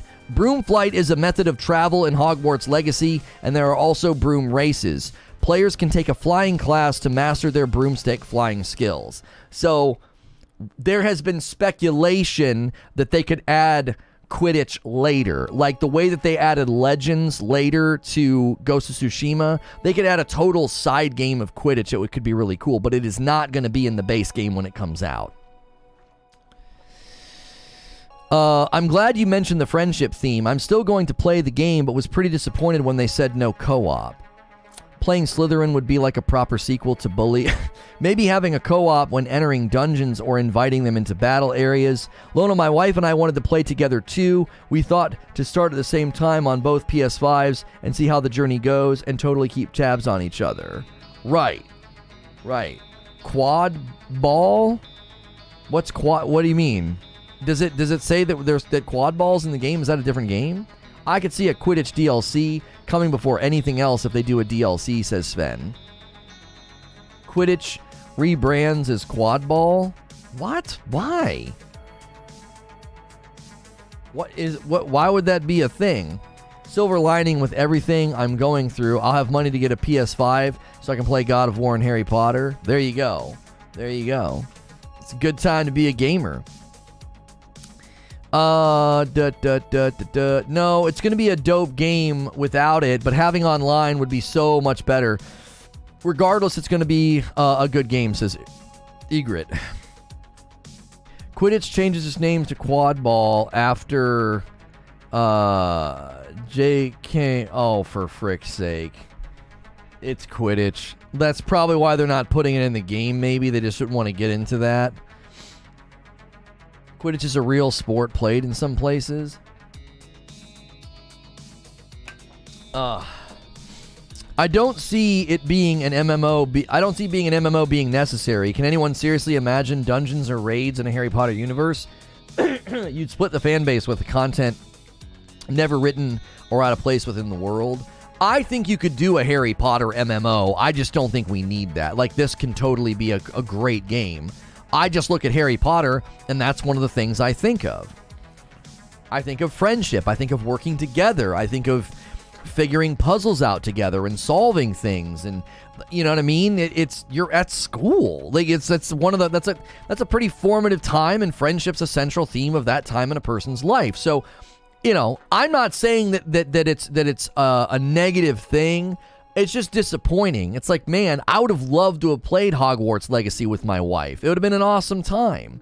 But now it's like, we could get a second PS5. I've been wanting to do that anyway, so we could try out some Returnal together and hook it up to a separate TV. And you know, we could certainly do that with Hogwarts, but yeah, it wouldn't be the same. It wouldn't be the same. Exploring Diagon Alley would be pretty cool. I wonder if we'll be able to even go further beyond the school grounds and be able to interact with Muggles, but more so at the start of the game to actually experience getting your letter. Right. I don't know if that's where you start. I think you start the game at the school, but I could be wrong. I think you start the game at the school. I'll feel lonely in a massive world. We've seen the forbidden curses that they're in the game. I want that to be tied to choices and achievements for using or not using them. Yeah, I wonder how much your choices are going to affect what happens in the game. Because it says here, Hogwarts Legacy is filled with immersive magic, putting players at the center of their adventure to become the witch or wizard they choose to be. They will grow their characters' abilities by mastering powerful spells, brewing potions, and harvesting magical plants as they face off against deadly enemies. Players will also encounter missions and scenarios that will pose difficult choices and determine what they stand for. That's kind of hinting at the fact that there will be decisions that affect how the game plays out. It's going to pose difficult choices and determine what they stand for. Now, sometimes in a game, they do that and you don't really have any say. It's difficult for the main character. This sounds like you're going to determine like what you stand for. Like, are you in favor or against certain things? And that would likely then change the outcome of the story. So it seems that they're hinting at that. What are your thoughts on the idea of WB adding an online component later down the line? I said that I thought they could do a co-op update later, but it would be more like a companion thing. Like when you play games like Far Cry and others, you can't truly play co-op. It's a companion, right?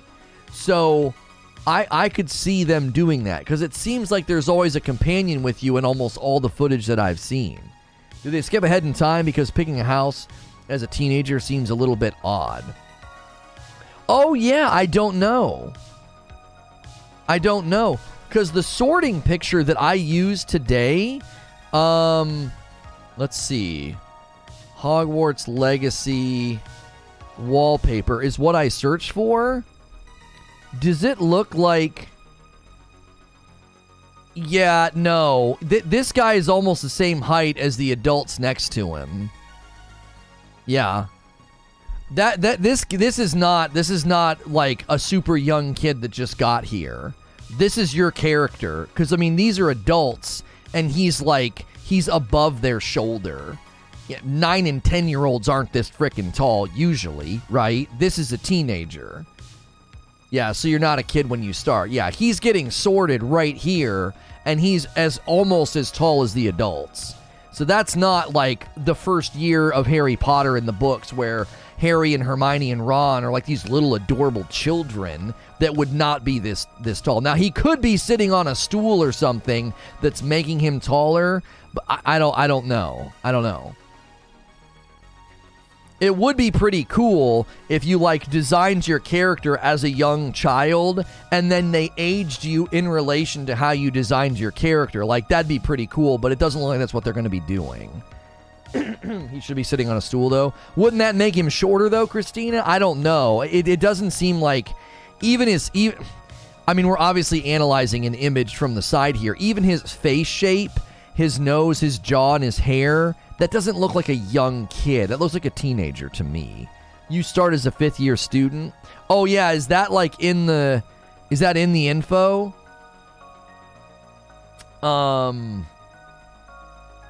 As they embark on the dangerous journey that will grow in magic abilities. No. I'm trying to see if that's stated anywhere in the frequently asked questions. I think that's true, though. You are like a 5th-year student. You're a 5th year in the state of play. There you go. That answers the question. Thank you. Yeah, it's a teenager. Yeah. So, I mean, that element of Harry Potter lore isn't going to be, I guess, consistent unless they have you pick all that and answer all those questions sort of before, you start playing. So they're just like, hey... And maybe that'd be cool if they did like a flashback or something. Because if you're a 5th-year student and they're asking you what house you're going to be in, that's a little strange. It's like you've been here for 5 years and we're just now getting around to asking you, which house you're going to be in. That is a little awkward, I would say. So I do think that they might do it as a flashback. You start as 5th. Right. And if you start as 5th, are they going to have that element of you actually choosing your house? Or will that feel kind of like out of order, at some level that might feel a little bit out of order in the way that Harry Potter is experienced traditionally. So, guys, thanks for a great turnout today. Really, if you're interested in the Hogwarts Legacy release date, it is looking like it's releasing on December the 6th.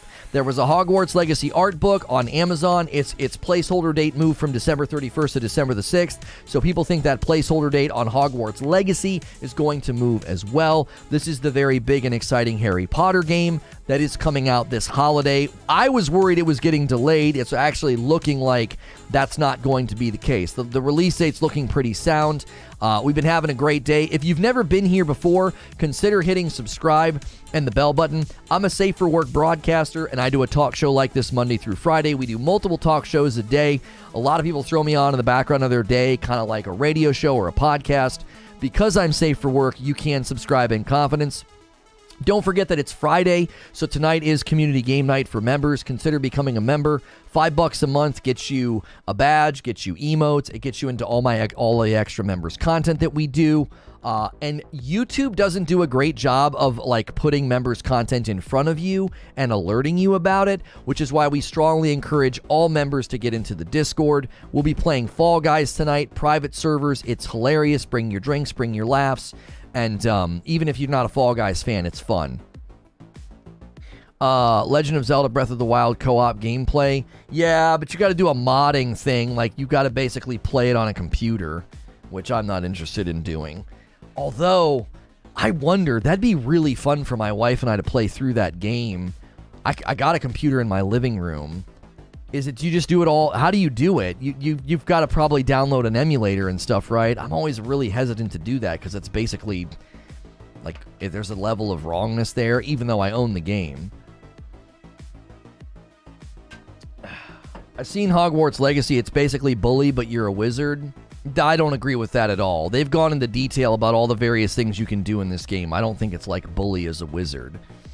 When will Fall Guys be? Every Friday night at 8 p.m. Eastern, I'm either playing games with my wife for members or we're doing community game night. So every Friday night, 8 p.m. Eastern, be here. If you don't want to do Discord or install Discord or mess around with Discord, just come to my channel on Friday nights. Right? It'll be right there as the main video. Will they add co-op? I don't think so. I don't think so. Nintendo's going to kick y'all's doors in, keep on playing with them? Yeah, I don't know. I really, really like the idea of playing Breath of the Wild co-op, though, with my wife. That would be really, really fun. Wrath will be a good game for you and your wife. Oh, yeah. Will they add split screen? I highly doubt they will add split screen. If they add co-op later to Hogwarts Legacy, I don't think it would be split screen, no. Split screen is like an engine level decision. You got to literally build the game to render everything twice if you're going to do split screen. Split screen's actually pretty demanding. I don't think a lot of people realize it's a very demanding feature. I don't give a crap about I don't give a frick about the wrongness of emulation. 9 times out of 10, the work the players put into the mods and the emulation of the game winds up being better. I think I'm going to look into that. I do. I'm not going to endorse it or promote it, but I'm going to research it. I'm curious on how many dungeons they added or if it's Cursed Vaults reference. Yeah, I don't know. I don't think they've said anything about the number of dungeons or if there will be dungeons. $5 if you're on time again. Oh, you don't think I'll be on time tonight? Split screen's been dead for years, if you ask me. I think split screen's going to become harder and harder to find because a lot of these companies are really pushing the graphics farther, which makes it really, really hard to do split screen. Like, their main focus is to make the game look awesome on PS5 or to make the game look awesome on your Xbox Series X. That makes split screen really, really difficult because they have to render everything twice. So you end up with terrible frame rates or performance. Couch co-op was fun. I used to do it on PS2. Yeah, how do they do co-op in Breath of the Wild? Is it split screen or do you have to have 2 separate computers? I'm imagining... Oh no, they have it's split screen. Wow. That would be so awesome. A 5-month milestone for Hendrix Podcast. Thank you so much. Welcome back in. Appreciate you very, very much. Okay. We need another discussion question. Chat, you're slowing down on me, so let me throw out another one. All right? This is going to be one that probably splits people. We'll probably end up debating about this. Okay? Another question. What happens at the end of the school year? Do you go home? Because from what I read and watched, you don't have a home. That is so well timed because it's related to my question. Would you be okay with this game, with Hogwarts Legacy, going live service, so it's an ongoing game that they keep adding to, or would you prefer they stick to sort of a DLC model and then there's sort of an end to the game? So they might do 1 or 2 DLCs, that's kind of the end. Which would you prefer? They kind of say, hey, we can do live service, we could do like an ongoing thing, we could do something seasonally so the school changes and there's like a battle pass with things for you to earn and it's ongoing. Or DLC. No pay to win. I'm not talking about pay to win. Pay to win has nothing to do with live service. So do you prefer DLC format and then it kind of comes to an end, or an ongoing model? Everyone's saying no to live service. Why is everybody so anti-live service? What's wrong with live service? What if they did it the way like Diablo and No Man's Sky do it? You know what I mean? YouTuber offers 10,000 reward for multiplayer mod. That's why it's a thing. So he's going to literally pay somebody 10 grand for the multiplayer mod. No live service, just give me DLC. I want this to be a chill experience with no FOMO. DLC is better. There are people saying yes to live service. Imagine something happens and you travel to the future and meet Harry Potter or anyone from his time. I don't know if they're going to do that. They seem to really wanting to avoid that era of the game and those characters, Marcy. Sorcerer says, I'd prefer live service because you could build your own home and live in the world outside of the school. Yeah, isn't there scenes of them building a home? I don't know. I feel like it's really set up for ongoing. Live service, the wizarding world is absolutely massive. There's so much you could do. How do you stream your PS5?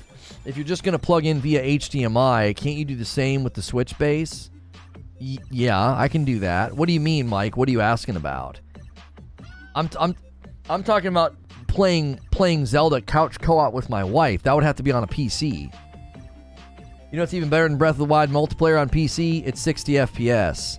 Stop it. That sounds so good. I wonder if they maintain 60 FPS with that mod, though. Do they? Or does it kill the frames? That's why I was asking. Oh, okay. I feel like there's more than 1 year since the seasons function. It would be pointless if they're changing seasons for only a year. No Man's Sky, it makes sense. It's a sandbox game. This is a story. Just tell the story.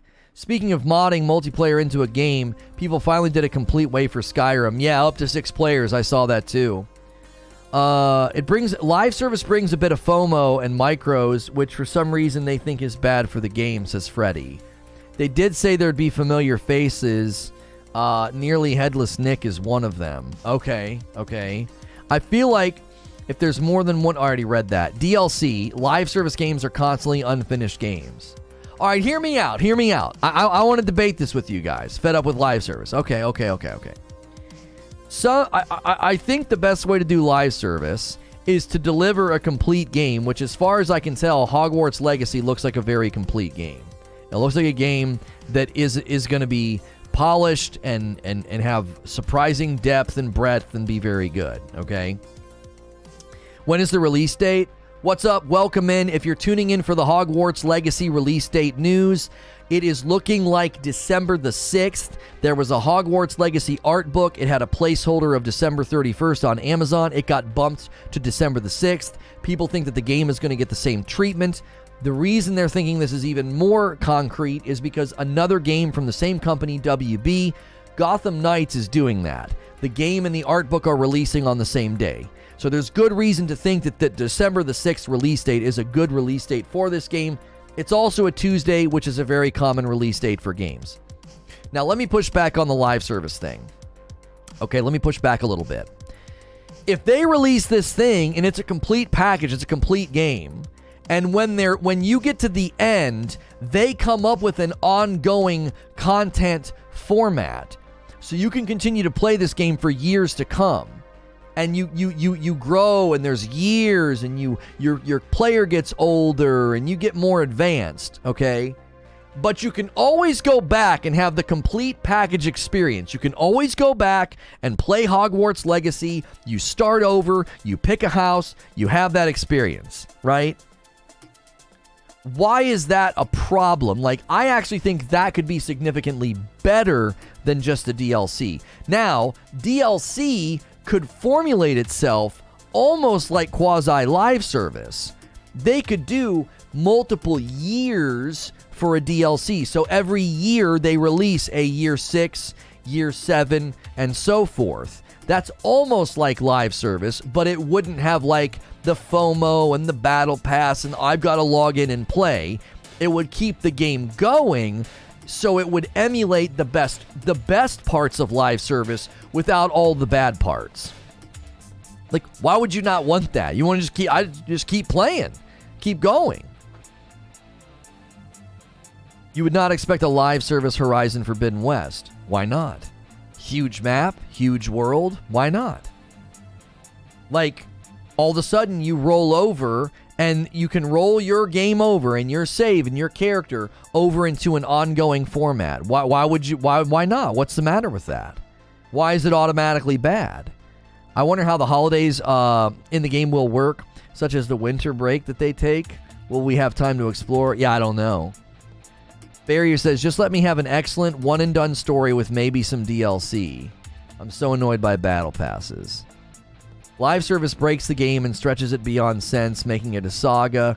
The same reason a 6-episode season on TV with good story is better than 24 episodes of formulaic garbage. I think there's a place for both, because I loved watching Elementary, and it was formulaic, and seasons were long. I'm really enjoying Star Trek The Next Generation right now. We just started a brand new season, and it's formulaic, and their seasons are long. I think there's room for both, Hilly. I don't think one's bad and one's good. I think there's good and bad about both. I think they both have pros and cons. I do. I think there are live service games right now that are perfectly fine and great, and people enjoy them. I'm still trying to figure out what console to get it for. One is better, but I mean, obviously we're arguing preference now. I don't think you can argue that one is objectively better. I don't. I think you can do certain things with a really long season and formulaic. I think you can do certain things with that you can't do with a 6-episode season. So I do. You can certainly have preference on it. That doesn't affect me. I mean, everybody's got preferences when it comes to shows and the format of art. But I don't think you can argue one's objectively better, because it's clear that there are certain shows that have done very well and they're formulaic and their seasons are long, and they certainly have a place in entertainment and in art. People support it and enjoy it. Spider-Man 2018, kind of a DLC model would be fine. Yeah, but see, the problem is, like, for every DLC format that works well, there's DLC formats that suck. There's DLC formats that suck. Like, they just don't deliver greatness, and I feel like Spider-Man's a great example. A couple of those DLCs were bad. The first DLC that dropped for Tiny Tina's Wonderlands was bad. Like, you can't act like... This is the mistake I think some people are making. You're seeing the worst examples of live service and thinking, well, that's indicative of live service. And you're seeing the best examples of DLC and thinking that's indicative of DLC. I think that's a dangerous presumption. DLC can be just as crappy and terrible. Like, I think live service can be awesome for games like this. I think live service can be awesome for games like Assassin's Creed, Ghost of Tsushima. I think it can be done well. All the DLCs for Wonderlands are bad. Yeah, like, DLC is not automatically superior. There's been some really crappy DLCs out there. Let them take the Outriders approach, launch full product, and then see if live service could function. Robert, I'm saying that's the way forward, man. I think that's the way forward. I think live service is excellent if it's tacked onto a fully functioning, like, perfectly launched game. Like, it launched, it was great, people liked it, complete package. All right, let's keep this thing going. Let's figure out how to keep this thing going. Nobody's engaged for 24 episodes, maybe 10 at most. Then it's 9 filler and 5 bottle episodes. Opinion, opinion, opinion. None of that's true. That's just your opinion. How do you know nobody's engaged for 24 episodes? That you don't know that. You also don't know that there's certain types of episodes along the way. No, that's complete and utter subjective opinion. You're fine to feel that way. If you watch a show that long and you feel like it's a lot of filler and you feel like you're not engaged, that's fine. That doesn't mean everybody else experiences it the same way or thinks the same way. Watch Smallville and tell me you can't say into that story of Soups and Friends? Yeah, there's plenty of shows that have done formulaic ongoing shows and have been great. The game or the show will make good ongoing or full season experience. Same with more self-contained shorter stuff. The right game works. There's surely crap in both. We just got to find the good ones. That's what I'm saying. Like, I think there are plenty of great examples of live service to glean from and learn from. So I think you could totally do Hogwarts Legacy as a live service. Keep it going. Keep the years going. Keep your character going. And it could be awesome. It could literally give you all of the best parts of what DLC offers, but do it in a way that just keeps things going if you want. You don't have to do it. No one's gonna compel you to do it and force you to do it. I'm fine with having a game be live service focus from the outset, but I'm not fine with 12 months of content for the live service not being ready at launch. Tired of half-baked live service. Well, I think we need to be careful of a couple of things, Phoenix Prime, because I could change a couple of words in your sentence and say the same thing about DLC. There are people that really do not like the idea that when a game launches, they're already working on DLC for it. They feel like entitled to that content. If they're already working on live service content when a game launches, you're not entitled to that content. It's part of their business plan. Like, this idea that, like, hey, anything your developers are working on prior to launch should be in the game. That's ours. No, it's not. That has nothing to do with you. It's not something you're entitled to. If you bought, you know, I'm trying to think of a game that had plans DLC when it came out. I mean, I guess Borderlands 2 did that. Borderlands 2 had planned DLC when it came out, and they were already working on that DLC when you were buying it. I wasn't debating live service versus DLC, just making a statement about recent live service launches. No, I get what you're saying, but what I'm saying is, Phoenix Prime, you're not entitled to that content. They're allowed to be working on content that is intended to launch later. Pokemon Sword and Shield had planned DLC. Live service Hogwarts could be akin to a WoW system. Harry Potter has so much content in the lore. Same argument with KOTOR in my mind.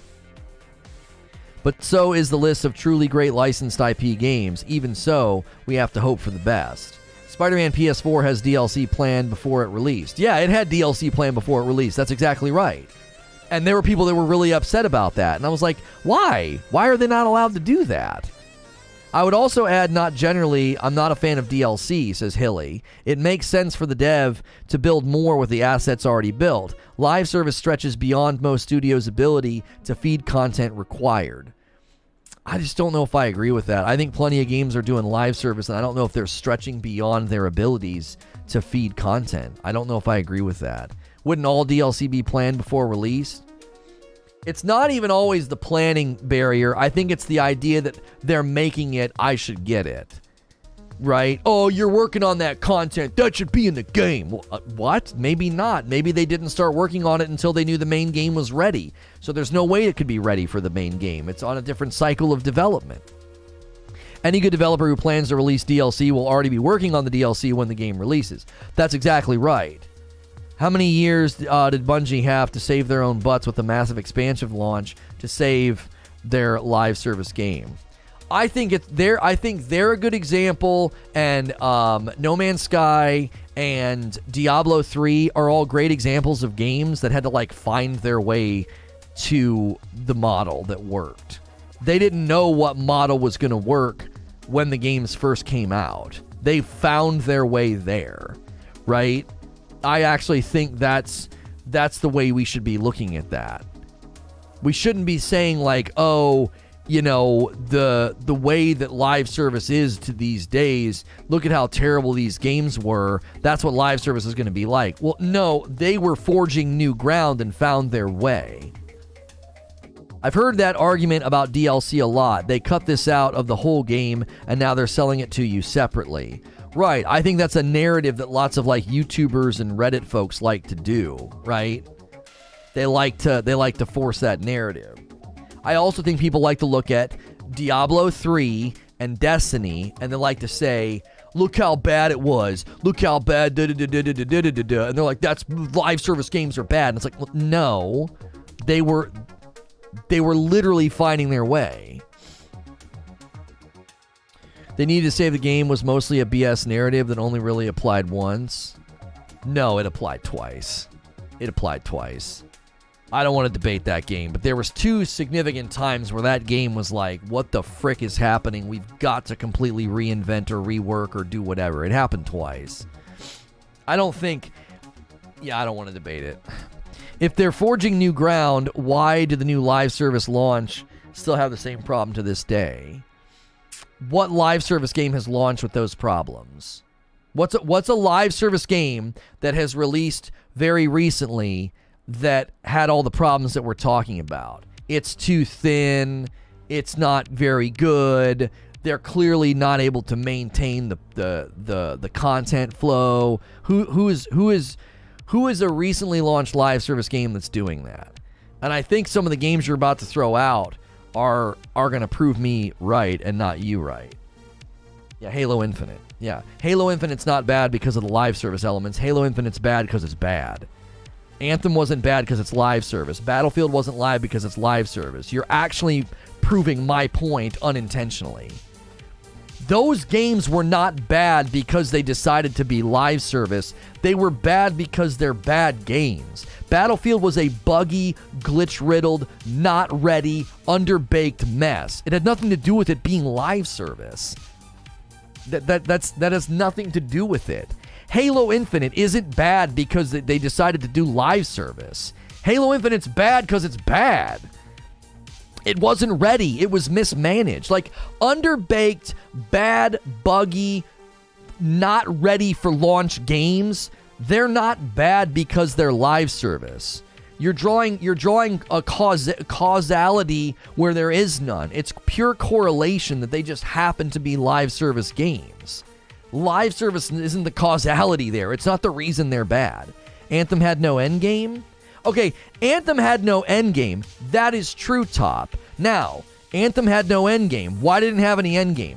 Really go and diagnose the problems with Anthem. It's not because it was a live service. It's because, same thing with Battlefield and Halo, they were mismanaged products that weren't ready to launch. Look at Anthem's history. Read that article that Schreier put out. A mismanaged, just absolutely bumbled project. It had nothing to do with live service. You're blaming live service and you're letting those devs off the hook. You're blaming the wrong thing. They mismanaged the project. The game wasn't ready. Oh, you're agreeing with me, Top. Okay. I think Infinite is bad simply because of its content drought, though. It is mismanaged because they bit off more than they could chew. Right, but let's say Infinite wasn't live service. Would it be a better game? Would it be better? Seriously. Look at all the problems with Infinite. Infinite would be better if it wasn't live service. How? You had a fine campaign. You had maps and modes and multiplayer, and that's it. There you go. This isn't live service. Why would that make it better? What's that argument based off of? Not being live service would make the game better? How? So instead of sitting around for the season to end and a new season to start, you'd just be sitting around and waiting for DLC. It wouldn't be any different. It would be the same game with the same problems. You think Big Team Battle wasn't working and they didn't give you Team Slayer and SWAT? You think all that happened in that game because it was live service? And it has nothing to do with the discussion. Like, that's not why that game is bad. If you're just tuning in, you're like, why are you guys talking about Halo and Battlefield and Anthem? I pose the question, would people want Hogwarts Legacy to do an ongoing live service format? Like, once you're done with the game, they start adding to it for years to come, and you can keep playing and you can keep going as a student within the Hogwarts Legacy gameplay. Like, the loop that they've created would just kind of keep spiraling up. And people are being very anti-live service. So we're having a bit of a debate about live service. If you're tuning in for the Hogwarts Legacy release date, it is very likely going to be December the 6th. There was a Hogwarts Legacy art book on Amazon. Its placeholder date was December the 31st, which is the last day of the quarter. That's a placeholder date that's very common. That date for the art book is now December the 6th, and people think the game will launch the same day. There's good reason to think that. WB also has another game called Gotham Knights. It's coming out on the same day as its art book. So if that's what you're tuning in for, thanks for being here. We've been tossing out discussion questions. I asked people which house they would choose. Then I asked if they thought there was going to be replay value of like, hey, are you going to replay Hogwarts Legacy and choose a different house? Like, are you really going to dive into this Harry Potter game to that degree? Are you going to keep replaying it? And then on the subject of ongoing play and playability and longevity, I threw out the question, would you prefer DLC format or would you prefer live service? That is why we are debating live service. So if you've just tuned in, I just caught you up on everything that's happened. Make sure and hit subscribe and the bell button if you like this kind of content. It's live, it's interactive, it's a discussion, it's like a radio show. I'm a safe for work broadcaster, so you can throw me on in the background of your day. Do me a favor also, if you've been enjoying the show, smack that that like button. Get us to 400 likes. We have almost 400 viewers. We could easily have 400 likes on this stream. We have 975 votes, almost 1,000 votes on the poll. Which house would you choose in Hogwarts Legacy? Gryffindor, 33, 28% for Slytherin, 25% for Ravenclaw, and then Hufflepuff bringing up the rear. Okay, back to the debate. I wanted to kind of orient all of the new folks that were like, what in the frick? Why are they debating these other games? I won't lie, my frustration with live service is fueled by burnout. I agree if the DLC is built after launch using the assets and pushing on. Yes, agree. Hang on. I got to scroll back up. I'm still salty about Anthem. The main story is a point of a journey to a point. Hilly, in a simplistic way, what is the main game? Just because they develop stuff beyond point B doesn't mean you are getting that at launch. Right. Been a tournament player of Halo since Halo 2. Infinite is bad because they try to cater to so many people's whims instead of sticking to the reason that people love Halo. Barrier says, I thought we were looking for bad live service models, not bad games with live service. Infinite is a bad game, not because of live service, sure, but it's a live service model, but its live service model is horrible. Right, and even if we concede that Barrier, that Halo's live service model is horrible, you have to go deeper than that. Why is Halo Infinite's live service model terrible? Because it was mismanaged and it wasn't ready. Right? It's not, well, their live service model is horrible. Why? Well, because live service is bad. Like, no. Do you see what I'm trying to say? Like, I think some of y'all are like anti-live service. It's like, well, why? And you find a game that's really bad. It's like, but that's not a reason to conclude that live service is bad.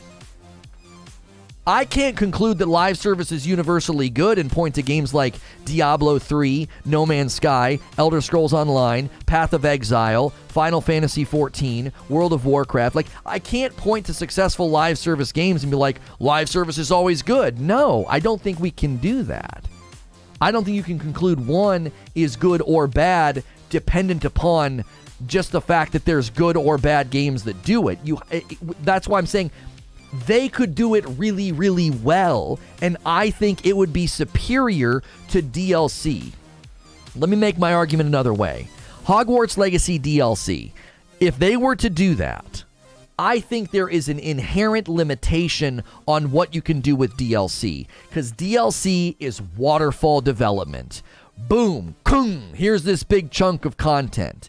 They can only do so much in that scenario, so it's automatically sort of inherently capped on size, substance, and quality. There's only so much they can do. They're basically giving you like a tack on. Here's another thing to do, another place to go, another batch of missions, whatever.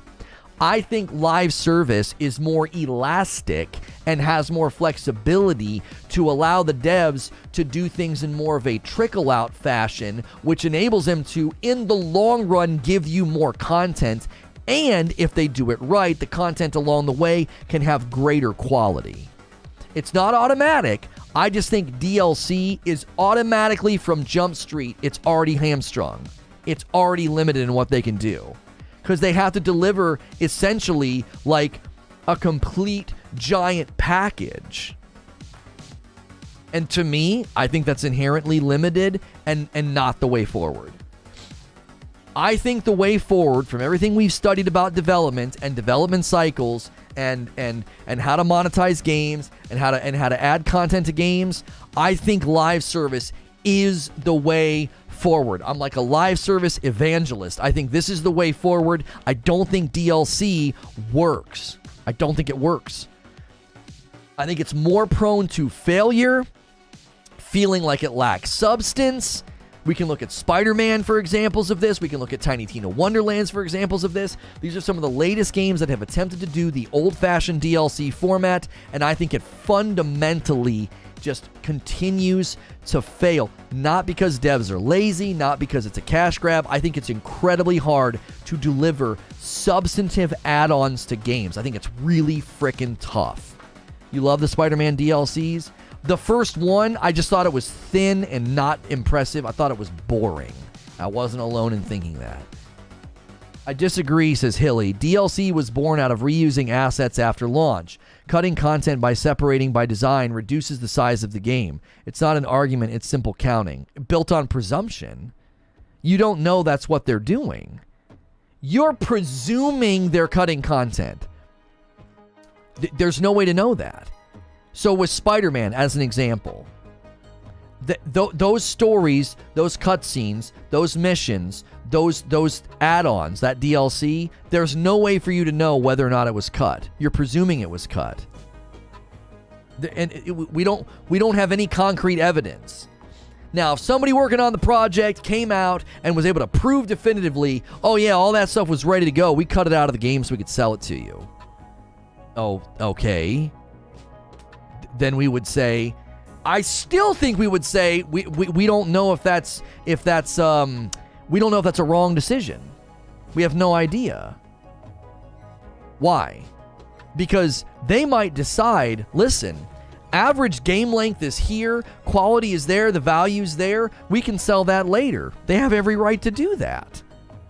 Like restaurants do it, right? You set the sides over here on their own list, and you can buy those sides. They're not included in the meal. They decided that, listen, these sides, we put a lot of work and time and effort into these. Like, you go into some restaurants, and as soon as you get there, they put down bread in front of you. It's usually throwaway, not very good. Imagine you go into a restaurant, and they have some world-famous baker, and he makes this Italian bread, and it blows your frickin' mind, and they charge for it. Well, that's their choice as a business. They've invested and said, we think this is the value, we think this is the worth. So if Hogwarts Legacy does it, if they say, listen, we feel that all this content from A to F, we feel this is plenty to sell as a complete package full game. You can slice off this other stuff and sell it as DLC. There's nothing wrong with that. That's their own assessment of content and value, and then the consumer can decide whether or not they got a good deal. They have a right to do it, but it makes the game weaker at launch. But again, we don't know if it makes the game weaker at launch. I didn't feel like Spider-Man was weaker because I didn't have those DLCs and those stories.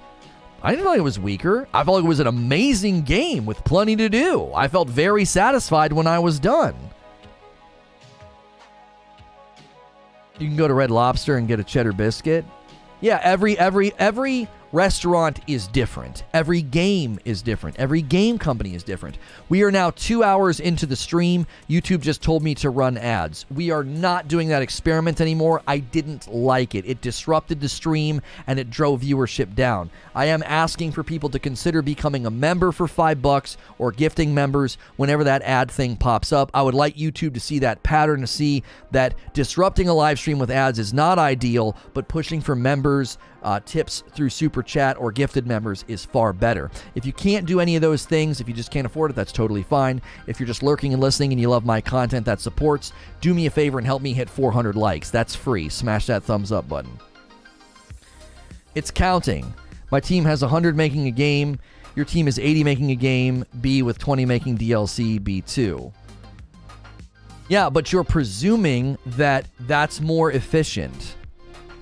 Like division of labor and bandwidth division, it's not as simplistic as you're making it, Hilly. I think you're being far too simplistic. If I have 100 people that can work on a game, and we're thinking about efficiency, we're thinking about profit margins, we're thinking about selling and making tons of money, right? We need to make money on the initial launch, we need to make money on microtransactions, we need to make money on DLC, okay? These are all the ways we're going to hit our margins.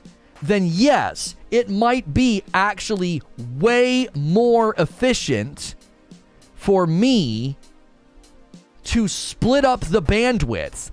80 people here, 10 people here, 10 people here. You're like, no. All 100 people should be working on the launch version of the game. Why? My team makes a better game at launch? Total presumption. There's no way for us to know that. Is your game better if you make less money and you can't do the next project? Is your game better if it launches with absolutely nothing else? There's nothing else for people to enjoy or buy after the fact, and so you make way less money? You see what I'm saying? Like, they're not automatically making an inferior product. That's just pure presumption to be like, well, they worked on that in a different way than this company, therefore it's bad. What? Your premise, if we break down the logic of the argument, your opening premise is the more people that work on a game, the better the quality. That premise is built on a presumption, so your starting premise is already fallen down. We don't know that. We don't know that. How many times have we read reports where they're like, this isn't as simple as just throwing more people at it. This isn't just as simple as hiring more people. We've read numerous interviews lately where developers have said that. They've said, it's not as simple as just hiring more people and having more devs. It's not that simple. So the premise of your argument is built on something that the industry is denying and saying, no, it's not that simple. If it was that simple, we would just hire tons of people and outspit a great game. Here it comes. Great game. Why? Well, we had more people than you. Dying Light 2 devs shed some light on the cut content myth. Dying Light 2 lead designer Timon Smektala explained in detail about their reason, actually for most developers, for not using cut content from early builds. Some gamers would think that the areas that they would come across in the game that seem to have been not finished or missing some polish could be indicators of possible new content that the developers will be using for upcoming DLC in a new area. He clarifies that it is actually not the case. Quote, "It's not that easy, and it's not really the way to approach game production," the lead designer starts. Some people don't understand that when they find remnants of something in the game, it doesn't necessarily mean it's cut content. Usually it's just that, remnants of old prototypes, most often from pre-production or early production stages, traces of past work that we either missed during cleanups or left in the game for other reasons. He also shared the reason for not bringing those remnants at all. Bringing them back costs more than creating something from scratch, even if the community creates these unborn myths about them. Just using that remnant would not benefit them at all. It would even cost them more to use those. It would be better to develop new content from scratch instead. Quote, "New DLC and other content will definitely bring new areas for gamers to have fun with, but these will be created from scratch or will use the early prototypes more as an inspiration than an actual resource." So it sounds like once something is sort of in the game as a remnant like that, it's too interwoven into the base game and they can't really use it. It's just better to start from scratch. That's not the same as like reusing existing assets, animations, or the map itself. He's saying those remnant pieces, it's just we can't do anything with them. They're too old. You know, it's easier just to start from scratch and do a separate DLC within their game. He's saying that. My evidence is AAA game launches for the past 3 years. So building DLC beforehand isn't cutting content. How do you know that? Because the way that we understand parallel developments and how different teams work on things, from everything we've looked at, from developer interviews and analysis of pre-production, post-production, how they break down their cycles, their dev cycles, and their schedules, there's nothing that shows us that game companies are like, hey, slice that out, we will sell that later.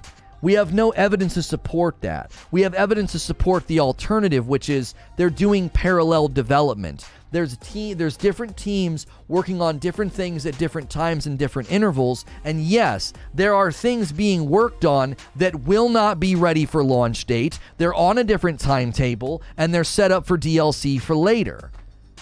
So no, it's not cut content. That's a presumption rooted in nothing other than either skepticism or entitlement. Like, there's no way to be like, oh no, that should have been in the game. How do you know that? Do you work there? Did you see their scope? Did you see their project? Did you see their project management? Did you see their bandwidth breakdown? Did you see their division of labor? Did you see any of those things? No. Then how do you know? And poorly launched AAA games the last couple of years doesn't prove anything. I completely agree. We don't know if whatever they choose is going to be good or bad, and we can't judge it based on other games who have failed or succeeded. They might do their own thing. Yeah, if you're tuning in, we're having a bit of a debate about DLC, format, cutting content, live service, Would you want to see Hogwarts Legacy DLC? Would you want to see them do an ongoing live service format? That's kind of what we're debating. And the presumption seems to be that if a game company makes content that they plan to release later, that's weakening the launch of the game. You're getting less of a game or an inferior game simply because the company decided to have a team working on something that would launch at a later date. I fundamentally disagree with that premise because I think it's built on a very negative presumption that anything they build should be put into the launch of the game, and if it's not, it weakens the game. I don't agree with that. Isn't it supposed to be a live service game? I don't think they've said that, no. It is an immersive open-world action role-playing game set in the 1800s. I don't think they've described it as a live service game. I pose the question, the Hogwarts Legacy release date is likely December the 6th. So if you're tuning in for that information, there was a Hogwarts Legacy art book. It got its placeholder date bumped from December 31st to December the 6th. There's another game by WB that's doing the same thing. Gotham Knights is launching. Hang on a second. Hide user. Oh, nobody will ever see what you said. There was this art book. The date got moved on Amazon from December 31st to December the 6th, and WB's doing the same thing with Gotham Knights. They're launching the game and the art book on the same day, so I think it stands to reason that Hogwarts will likely do the same thing.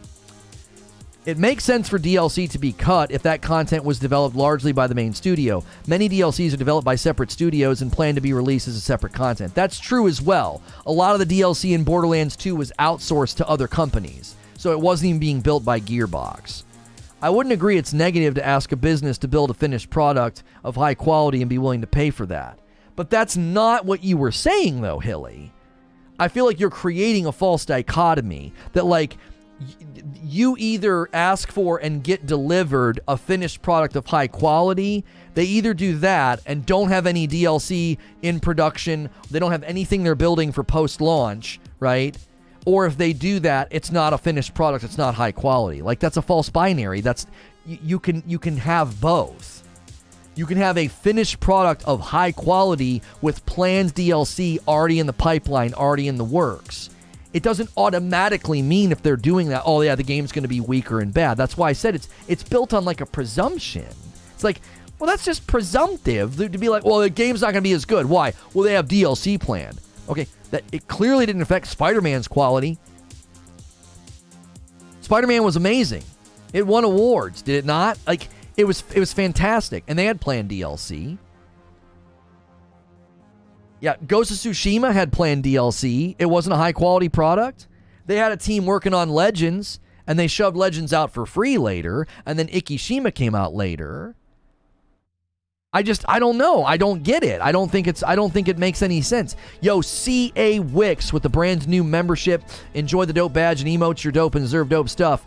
Any and all new members, or if you're considering becoming a member, don't forget tonight is Community Game Night. Hilly, the guy I'm debating with, he's a friend of mine. We're going to be co-hosting the show tonight, and you got to be a member to play. We'll be playing Fall Guys together. It's private servers, so even if you don't like Fall Guys, come and play, because it's a blast. It's a hoot. You might want to get in our Discord, though, because you may not get, like, alerted when I go live. If you don't feel like fiddling around with Discord, just bookmark my channel and be here at 8 p.m. Eastern, okay? Just be here at 8 p.m. Eastern. There'll be a scheduled stream. It'll be pinned on the channel. But the best way to not miss out on members-only content is to be in the Discord. We do members-only content every single day. I know a lot of you can't do membership. You're like, I just can't afford it right now. I hear you. I'm still doing 2 and sometimes 3 shows a day all throughout the week. We just sort of end the day with members to hang out as I sort of wind down for the day. It's great. We're not taking away content from the main content offering on this channel. BMAX says, tonight's the night, people. It's going to be a blast.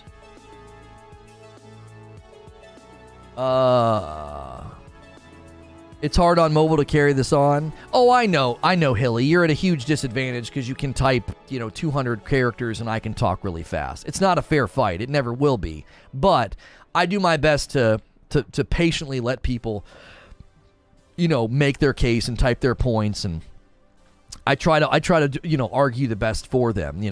While Hilly's trying to type up something, let me try to argue for him, okay? Like, we were entertaining the idea of like a Hogwarts Legacy DLC versus like a Hogwarts Legacy live service, okay? And from Hilly's perspective, and I think there's many people in the gaming world's perspective, if they're working on Hogwarts Legacy and they're saying, listen, we want to make an amazing Harry Potter game, and we really think one of the best things we could do is have ongoing stories or things that happen after the game launches. So we're going to take 20 people and they're going to build the first DLC. Okay, and while they're building that, we're going to be building the main game. Hilly's argument is those 20 people, that creates bandwidth and production loss for the main game, resulting in the game being weakened. It won't have as much content. At one level, he's probably correct. They could have been working on other stories or other things to make the game big. Here's why I think he's incorrect. Let's just throw out a number to represent the size of the game. Let's say that the Hogwarts Legacy developers have concluded that the game needs to get to a size of 76. I'm just making up a random number. They're like, if we can get the game size to 76, we feel like that's an adequate open world game with great RPG depth and a great story, okay? And we only need this number of people to build it to 76, okay? And then we want DLC size to roughly be 22. And we need this many people to build it to that size, right? You're presuming that their finished product, their scope, their size, their goal for the launch game is somehow hindered or weakened because they don't have every single person working on it. That presumption simply doesn't line up with software and application development. You don't always need every single engineer. You don't always need every single person working on the same project. That simply just is not true. You may only need 74 people working on it, and you could put 20-something people over here. 100 people working on a game doesn't mean it will be better than 50. Exactly. Is production more like baking cakes or like writing novels? The former scales with bodies working on it, the latter doesn't. I don't think video games automatically scale the more people that you throw at it. We've got interviews with developers who have said literally just that. They're like, it's not as simple as just throwing more people at a project. It just isn't that simple. Oh, just hire more people. I've read at least 2 interviews recently where they absolutely reject that notion. They're like, we'll just hire more people, get more money from the publisher. That doesn't automatically result in a better game. I like the DLC content after the game, says Xanatos, but I want the NPCs in the environment to level with you at the beginning. Valhalla didn't add that feature until the Druids DLC. Hilly says, I have to buy in before knowing what they are selling. I'm not sure what you mean. It doesn't mean some of these companies aren't already cutting content to sell later. We have no proof of either standpoint. Yes. If you haven't hit subscribe yet today, consider hitting subscribe and adding to the conversation. That'll also mean I'll be in your sub feed and on your homepage regularly. If you ever don't see me on your homepage, always check your sub feed. I'm streaming every day, Monday through Friday, and make sure you got that subscription hit. Subscribing to the channel is totally free. It doesn't cost anything to subscribe. Joining as a member is what costs the $5 a month. Do you think we have hyped Hogwarts Legacy too much? No, I don't think so. I don't think so. I think they've done the exact opposite. I think they've done a very good job of just showing very basic gameplay. I haven't seen anything from the developers of Hogwarts Legacy that feels like hype. They've just been very, here's the game. Here's what it looks like. And people have literally said it looks kind of basic. It looks kind of boring. There are people that have said that. I don't think we've hyped it. I have said that I think the headlines will be Hogwarts Legacy, a surprisingly deep RPG experience. When I see, and all these things, I smell like a pretty substantive meal. I'm like, there's a lot here. I'm not trying to hype the game up. That's just what I think. I think that my instinct is that people are going to be surprised by this game. It's not just going to be like Harry Potter, run around for a couple hours and, 8 hours later, you're done. I think it's going to be an actual, a surprisingly very deep and robust game with good replay value. That's my gut instinct based on everything I've seen. Lono, you're usually on the positive viewpoint on things like this and tend to defend the companies. I'm happy to take the negative side of the argument. Good content mix. Yeah, I generally don't think the sinister narrative has a lot of legs, and here's why distorted. Look at what we just looked at with Rockstar.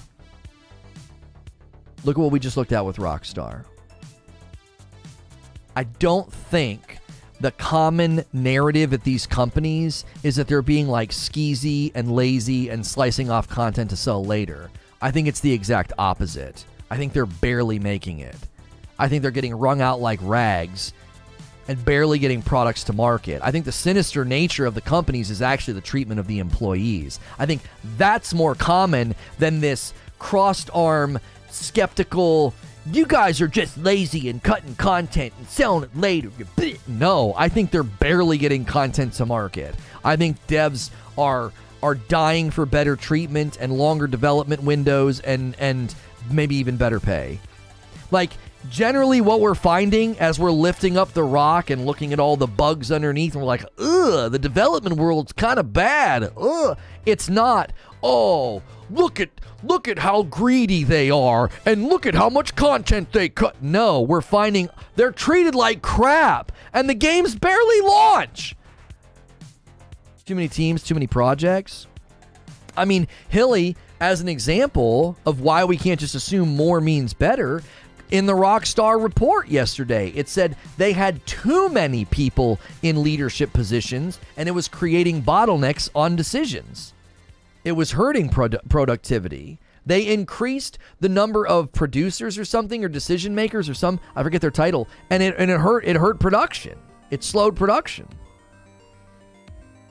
The shareholders at the top are the ones who create the environment because they want immediate returns and pressuring dev management more and more. Well, the Harry Potter franchise was probably the largest fantasy sci-fi fan base in the world. Hogwarts Legacy has a ton of hype off the fan base anticipation alone. Hogwarts Legacy is going to sell like crazy for sure. It's going to be one of the highest grossing games probably, it'll be up at the top. In our lifetime, yeah, it'll probably be one of the higher grossing games. It's not going to touch some of the Leviathans. There's some absolute monsters at the tippity top, but it's going to go up there. It's going to join the big ranks for sure. I bet you it hits a top grossing game list. I guarantee you it gets into the top 10 without breaking a dadgum sweat. Like Harry Potter is as far as popularity goes, it's going to get up there. Now, if you start including like mobile games and stuff, it gets a little unfair. But if you're just looking in like traditional like game mediums, PC and console, this game is apps. It's just going to be bonkers how much it sells and how much money it makes. I mean, it's launching on every platform, too. That's huge in its corner. Every platform, PC, Switch, all the consoles, like PS4, PS4 Pro, Series X, PS5, like everywhere.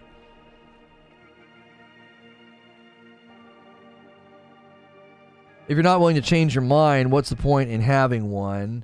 I take the point about Rockstar. That's one big team messing up. But that's not one big team messing up, Hilly. It's like the fourth company to get exposed for treating their employees like crap and games barely launching. It's almost an identical narrative to Anthem. Like, the way BioWare was launching games, it's almost identical to what we read about Rockstar. I think that's the common narrative. I don't think the common narrative is a bunch of companies being greedy and lazy and cutting content, and we're getting like inferior products. I think we're getting inferior products because of management. I think these games are poorly managed. I think the timelines are unreasonable, and I think they overwork their staff, which leads to quality deficits. I don't think you ever get ahead of it. You're just overworking everybody. As a consumer, I want a big finished game at launch with no surprise, whatever they have to do. I, with 30, build a game and sell it? What? You wish 30 would build a game and sell it? You mean 30 and So Gaming? I don't think that DLC is contrary to launching a good game. I don't think so. So all the Harry Potter games have always sold massively. Is that what we're saying? I'm asking, I just don't know. Yeah, I don't know. I think there's a real big difference between this Harry Potter game and like the Lego Harry Potter game. Hey, Lono in chat. I'm not sure why people insist on Friday meetings. What's good, Mick D09? 30 has a similar view to me. But I think the problem with the view, I don't know what 30's view is on planned DLC. If there's Hogwarts DLC that's planned, and they already have teams working on it, that's not hurting Hogwarts. It's not. Number one, you don't know when they started working on it. Number two, once this game is ready and polished, think of it this way, Hilly. Think of it this way. Let's say you got a team of 20 people and they're mission builders. That's their job. They're mission builders. And they're done. They're done with the main game. They've done their job. It's all now handed over to QA and bug testing, and the world builders are plugging it in to the game. And you take those 20 people and you say, all right, guys, get cracking on the DLC. Like, this idea that if they're building DLC at launch, it's going to weaken the game, I just don't think it lines up with anything we know about project management within video games. There's no way that that team finishes working on all the quest building and story, and then you're like, okay, you're done. That's great. This game's set for a pipeline delivery of, December the 6th, and your stuff's going to be in there and ready and bug tested. Start working on that next batch of stories. That's going to weaken the game. What do you mean? They did their job. They're moving on to the next thing. And the next thing will not be ready for launch. It's not possible. It's not going to be ready until, February or March. Do you see? It's like this idea, the presumption is so not in line with anything we know about companies and how they operate. He's saying 30's stance on game building is build a game and sell it, and he agrees with him, which in theory is great if you play 2 games a year. He's not saying they aren't greedy. Devs pay more for the greed than the consumer. Management picked the employees. They are setting the tables for planned DLC, which in my view is a departure from what true DLC should be. So what should true DLC be? When should they start working and planning DLC? When? At what point in the timeline? Story writers and art designers chill for 18 months while the rest of the team finishes. Exactly, Eugene. Like, think about it, Hilly. There's so many things that these guys do, and when they're done, there's nothing left for them to do on the project.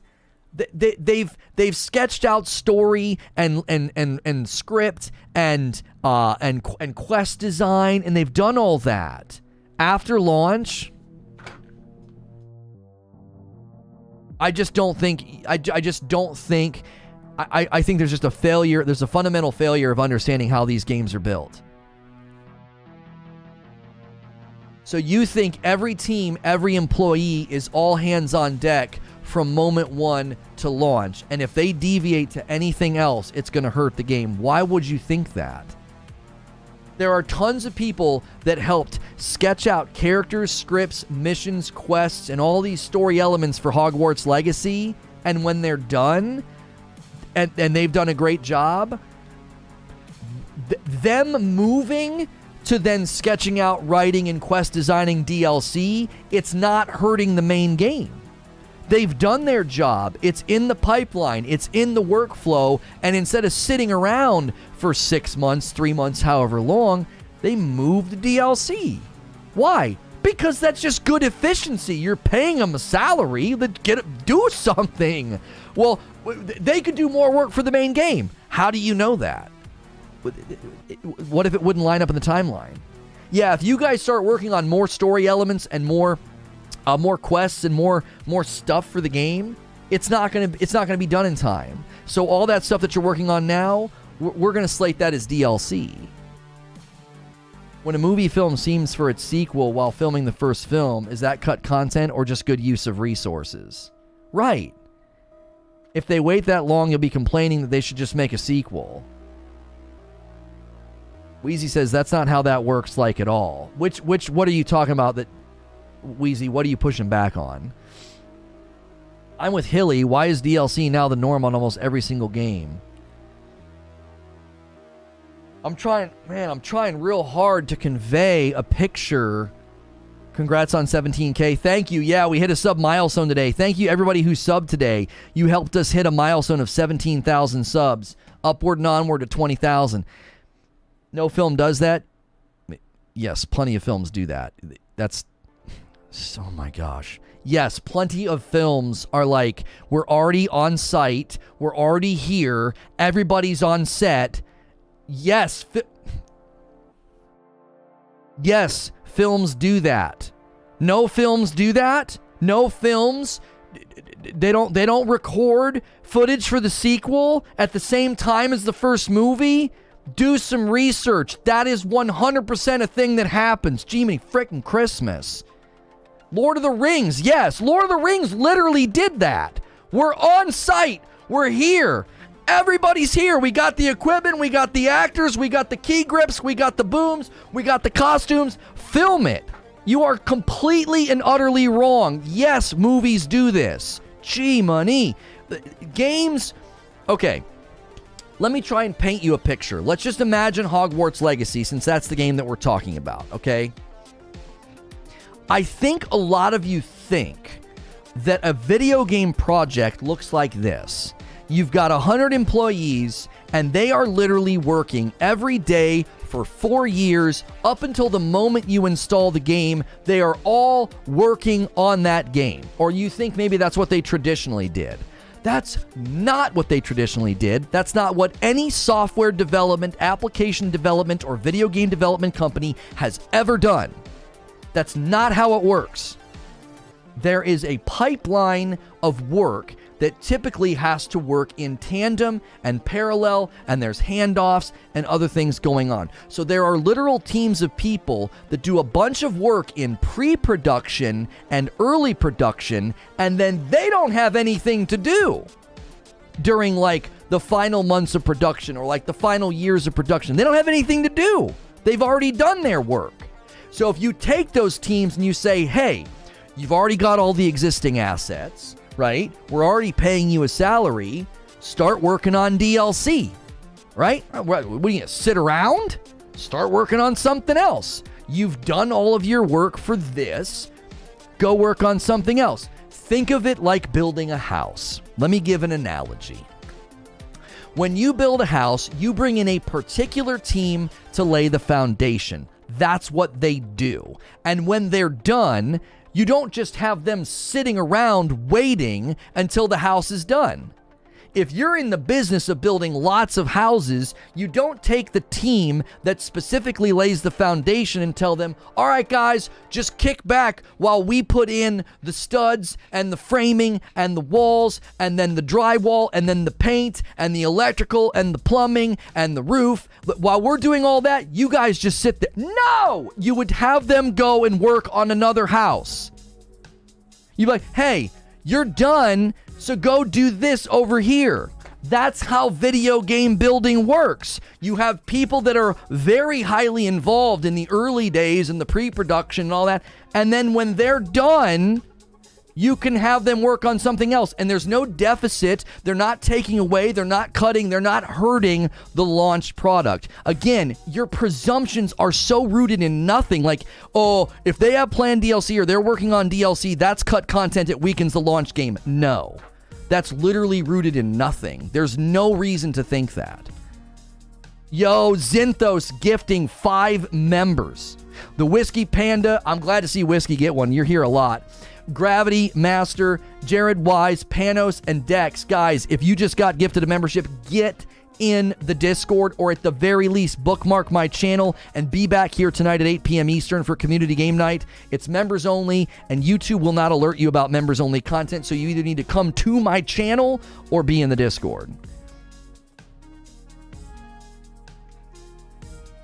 Isn't this being discourteous to Hilly's point? I could swear he's talking about like the programmers, not script writers. Those people aren't even working on the title at the point. I'm not being discourteous to his point. he quite literally said that if they are working on DLC at launch, before launch, if they work on DLC and plan DLC before launch, it weakens the launch title. He said instead of having all 100 people working on the launch title, you have 80 working on the launch title and you have 20 people. He said it's basic math, it's counting. That was what his position was. I am almost verbatim quoting him. His position was, if you're slicing people off to work on DLC instead of the main game, it weakens the main game. And I'm telling you that most of the time that DLC is planned, sketched out, worked on, built, or pre-built, or in the middle of being built, when the game comes out, they're not cutting content and they're not slicing off bandwidth that hurts the main game. That just simply isn't true. Yo, Solid Snake with a brand new membership all on his own. Thank you so much. Enjoy the dope badge and emotes. I hope to see you tonight for community game night. Let's get some more gifted members. Let's get a little train going. So that was my point. And the reason... That's true. Lono has not misrepresented my view. Thank you. Yeah, I'm not misrepresenting his view. And the reason I brought up Rockstar, I really want you to think about this. Game companies are struggling to get games out on time. Delays, crunch, overworking their employees. Do you honestly think in that environment they would say, I tell you what, let's weaken our efficiency and ability to launch the main game so we can make DLC? I refuse to believe there's anybody doing that. They're all struggling to get games out the door. And you think in that environment, they're going to say, I got a crack squad idea. Let's slice people off building the main game and have them make DLC. It'll hurt our bandwidth and efficiency. They're not doing that. There's no way. You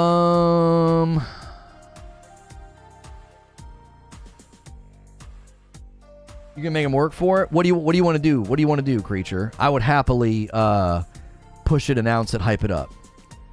Hey, framers and electricians, the drywall guys are here.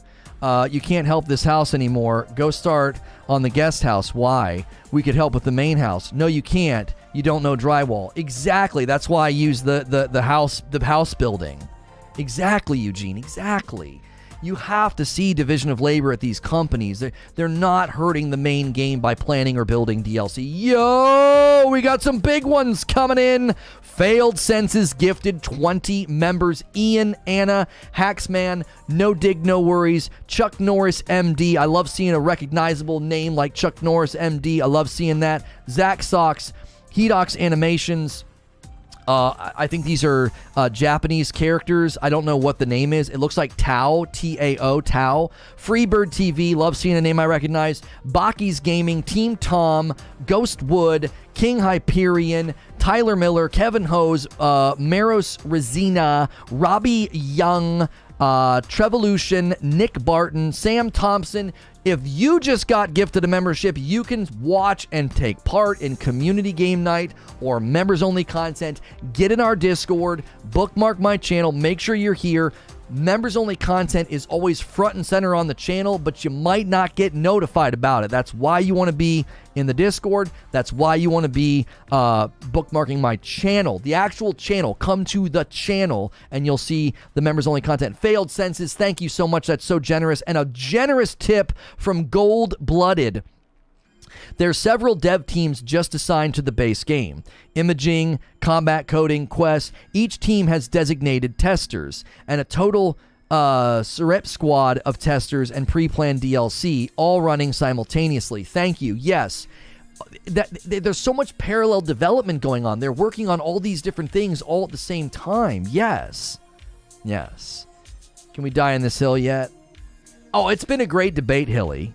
I love Hilly. I do. I love him like a brother. Like we're gonna have so much fun tonight. He and I, we stream together about once a month for community game night. We try and schedule it around him, and he does a great job. Harness the answers of the questions that creators like you ask most often. Enhance your YouTube knowledge. Grow as a creator. Unlock the next stage of journey. You've got questions. Here are the answers. Scratch off reveal. What is that? And it's been a good debate. It's been a good debate. I love somebody that's just willing to come in and take up a position and argue for it. I do.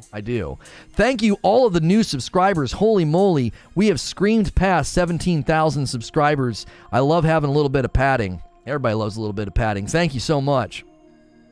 We are trying to hit 1,500 members. If we hit 1,500 members, my wife has to play Elden Ring again. The Friday night streams are usually her and I playing together, but once a month we do community game night, and our memberships are probably now, we're getting close to 1,400. 1,361. We need 39 more members for 1,400. That'll get us really, really within reach of 1,500. We got to hit 1,500 this month, though, and so today's actually the last day. Brad Mann with a $10 super chat tip, thank you. Sending people to work on the next episode or DLC is why we get TV shows slated for a second season, even when season 1 is met with disapproval or not even released. It's because the next is all ready to go.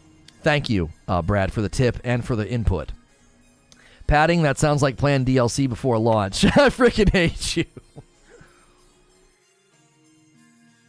Think of a beehive. They're all working on what they need to be working on simultaneously. There isn't a group that just stops working when they're done with their job. They get reassigned. Rumor, Aquaman 2 reshirts with Ben Affleck, will reportedly replace Michael Keaton's rumored Bruce Wayne scenes in the sequel. What? So they used him and then they're gonna reshoot and cut him out? Why would they do that? That's really weird. I love seeing people joining the Discord, man. I love seeing it. Oh, man. Love it. Literally just picture a car manufacturing plant. Different machines working on different sections of the car pieces. Electronics, paint, assembly, etc. all working simultaneously. Right, and Trill, imagine that they were only going to make like 1,000 trucks. And the front line of the assembly is done with all of their work, and the 1,000 trucks are now going that way, away from them. Taking that team and saying, okay, now we're going to have you building these cars instead of the trucks. You see what I'm saying? Like, it wouldn't hurt the quality of the 1,000 trucks. Like, the totality of the game's quality isn't hindered by having people go build DLC. It just isn't. When do you think we'll finally see the X-Men in the MCU? I don't know. They're supposed to be using Wanda to springboard that. I don't know when that's going to happen. I don't want to get into a movie MCU DC discussion, please. You'll take us. We will never get out. I tell you what we can do. If you guys want to talk about those things, we can't do it every time, but a lot of times in members only, we can get into like movie discussions or TV show discussions. We don't want to do that when we're live, though, in front of an audience. Do what you want with them? Okay. All right, guys. I got an exciting announcement to make. Those of you that like to order the coffee, I have a very, very exciting announcement to make. ReforgeRoast.com now officially has merchandise that you can buy. These are accessories. Now, we will have more merch coming, but it won't be on Reforge Roast website. It'll be on our main Reforge website. That website has not been launched yet. We have 3 mugs. We have the Team Dark mug. We have the Team Dark mug. We have the Team Light mug. And then we have a Team Dark shirt and a Team Light shirt. Light roast, dark roast, whatever you like. Pick yourself a mug. If you'd rather not pick a Team Light or a Team Dark mug, you can just get a Reforge Gaming mug. Obviously, all of these mugs and shirts are related to the coffee, which is why we are selling it on the Reforge Roast website. So head over to reforgeroast.com. You would go to shop, and then you would go to accessories, and it would bring you to this page. You can go to shop, and you can go to bundles if you would like to get a bundle of the coffee, the light and the dark roast. You can do a subscription of the coffee if you would like, which is $16.95 a month, and that's goes up obviously with how many bags you would like. And then if you just want to order the coffee straight up, just a bunch of dark or just a bunch of light, you can do that. So the shop drop-down menu has everything that you could possibly need. Coffee, subscriptions to the coffee, a bundle of the coffee if you want the light and the dark, and then the accessories, the mugs, and the t-shirts. If you're curious about the coffee, click on About right here, About the Coffee. The flavor profiles and all the information is here for all of you coffee snobs. If you want to make sure that it's like it's Arabica instead of being Robusta, the City Plus profile, how it's origined, how we get the balanced acidity so there's no bitterness. Our coffee is one of the only coffees I've ever seen that talks about having balanced acidity, which makes both the light and the dark so smooth and so drinkable. So you can check out those flavor profiles there as well. So thank you, Creature, for all your hard work. Yeah, we'll have the Team Frick mug available when Frickmas is available. I mean, I guess Creature could add it now if people would like to buy Team Frick now and not have to wait for the coffee. We see that as being just a good, like, bundle it with the coffee, you know, when we have it. But decaf, please. We are not in a position to do decaf. We are not in a position to do whole bean. I have to order the coffee in bulk, and I do not have the capital to do that. We have a healthy amount of sales and support of the channel and coffee sales for me to consistently buy the coffee in bulk and then sell it. But I can't go beyond what we're already doing. We would need the channel to be significantly larger. I need the membership base to be significantly larger, and I need the coffee selling a lot more. The coffee is selling great, and the channel is doing great, but we are not in a position for me to upfront that much capital to be like, oh, hey, we also have decaf. We have a great name for decaf. My wife came up with it. If we ever feel like there's a move and a market and a demand, we'll do it, but right now we're not there. So if this channel can get to, like, consistently having, 3,000 members and the coffee selling like crazy, that's kind of my goal, my scalable goal of being like, okay, we can get there. We'll be in a much better position for me to do upfront costs on something like that. So much movie news we could talk about. Members only. This is actually a bummer. MGM loses the rights. And Alicia Vikander's out as Lara Croft. Listen, I'm going to say it. Just get Lauren Cohen and just call it a day. I actually think Lauren Cohen is a better Lara Croft anyway. I think she looks like her. She's got the accent. She's tough. She is just absolutely beautiful. I think you go with Lauren Cohen. I actually was disappointed they went with Alicia. I thought Alicia was fine, but Lauren literally looks like Lara Croft. Like, that's video game related, right? Like, Lauren Cohen looks like Lara Croft. She sounds like Lara Croft. Like, it blows my mind that they didn't get her. I don't know. That's what I hope they do. That's what I hope they do. I am really pulling for that. I don't know how. I can't be the only person that sees that. I cannot be the only person that frickin' sees that. She looks like her. She sounds like her. She's built like her, and she's believable as tough. She's tough as a coffin nail in The Walking Dead. I would not want to fight her. She is awesome. She's great. I think she'd be perfect. Lauren Cohen looks like polygons. Lara, not Laura. Whatever. If you're just tuning in, we're having a bit of a viewership spike. Welcome on in. Hogwarts Legacy release date is December the 6th. Well, that's the speculated release date because there is a Hogwarts Legacy art book that had its placeholder date on Amazon moved from December 31st to December the 6th, and people are anticipating the same thing happening with Hogwarts Legacy, the game. So we are anticipating that being a thing, and that being the launch date. We're super fast. I imagine we drop shipping is around 7... we are super fast. I imagine drop shipping is around 7 days. About the same turnaround time. I don't know about that. Because we're not the ones shipping it to you. We ship the coffee, but we're not the ones shipping the mugs to you. Like, yeah, I don't want to get bogged down into this discussion because this is way outside of what we're talking about. We're supposed to be talking about Hogwarts Legacy, this Harry Potter game. But just look at this picture. Like, I don't know how nobody else... How did this not happen? She literally looks like her, and she sounds like her. She's built like her. I would not want to be on the other end of fighting her. She's so believable. Like, how has this not happened? Ship this. She is Lara Croft. I know that other chick did a fine job. I thought she did okay. Lauren Cohen is literally like, it's like Robert Downey Jr. is to Tony Stark. Like, Lauren Cohen is Lara Croft. Like, just look at her. I can tell you how it happened. She was under contract by AMC. Camilla Luddington is the voice and looks like her. Yeah, but I think Lauren Cohen's proved herself. Yo, Dodeva's pushing a little bit closer to 1,400 members. 5 gifted memberships. Thank you for doing that. Dragon Spirit of Heart, Matthew, Ullman, Austin, and Zarazzo. If I just called out your name, you just got a gifted membership from Dodeva. Say thank you. I appreciate that, Dodeva. That's very kind. Make sure you get in the Discord and make sure you're here tonight for community game night. She's discussed it openly, I'm pretty sure. Oh, she's actually fielded the question of like, hey, would you be willing to be Laura Croft? I don't know. I actually really like her too. I mean, some of it's just like a little bit of like a crush. Like, I think she's awesome, but I think she carried some of The Walking Dead on, like, I think she was one of the better characters.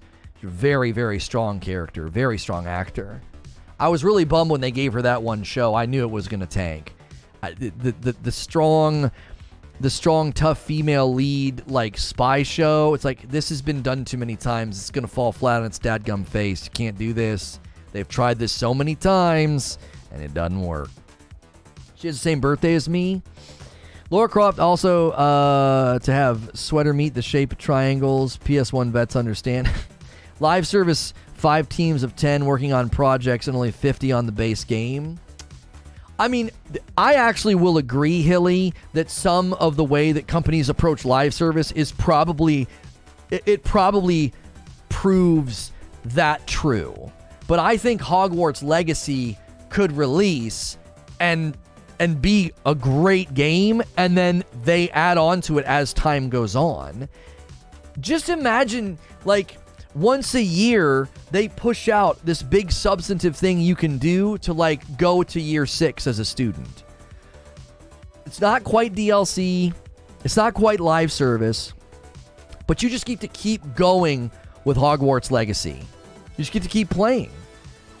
Like, I don't know. I can't see where that would be automatically bad. You know? Your transition to Google Workspace is complete. Great. I, like, literally don't care. Company's approach to live service doesn't mean that live service is the problem. They tried to make her funny. She's not funny. She's a butt kicker. Yeah, they always want to make them have, like, a swagger and, like, a, you know, like they're kind of mouthy. And it just makes them not, like, they're not likable. Like, she was likable in The Walking Dead because she was just believable. She's a cute little girl living on a farm, you know, but she's freaking tough. Like, it was great. It was a great juxtaposition. You know, this one show that I've seen them do the tough female spy lead, it worked, was The Blacklist, but that's because she grew. Yeah, they didn't, like, try to beat you over the head with it. Yeah, it happened over time. It felt more like a character arc than like a caricature that's forced. Well, you know what I mean? I'm blaming Creature for not discussing this in members only. I'm trying to decide how I feel about sweater meat. I think I prefer sweater puppies or chesticles.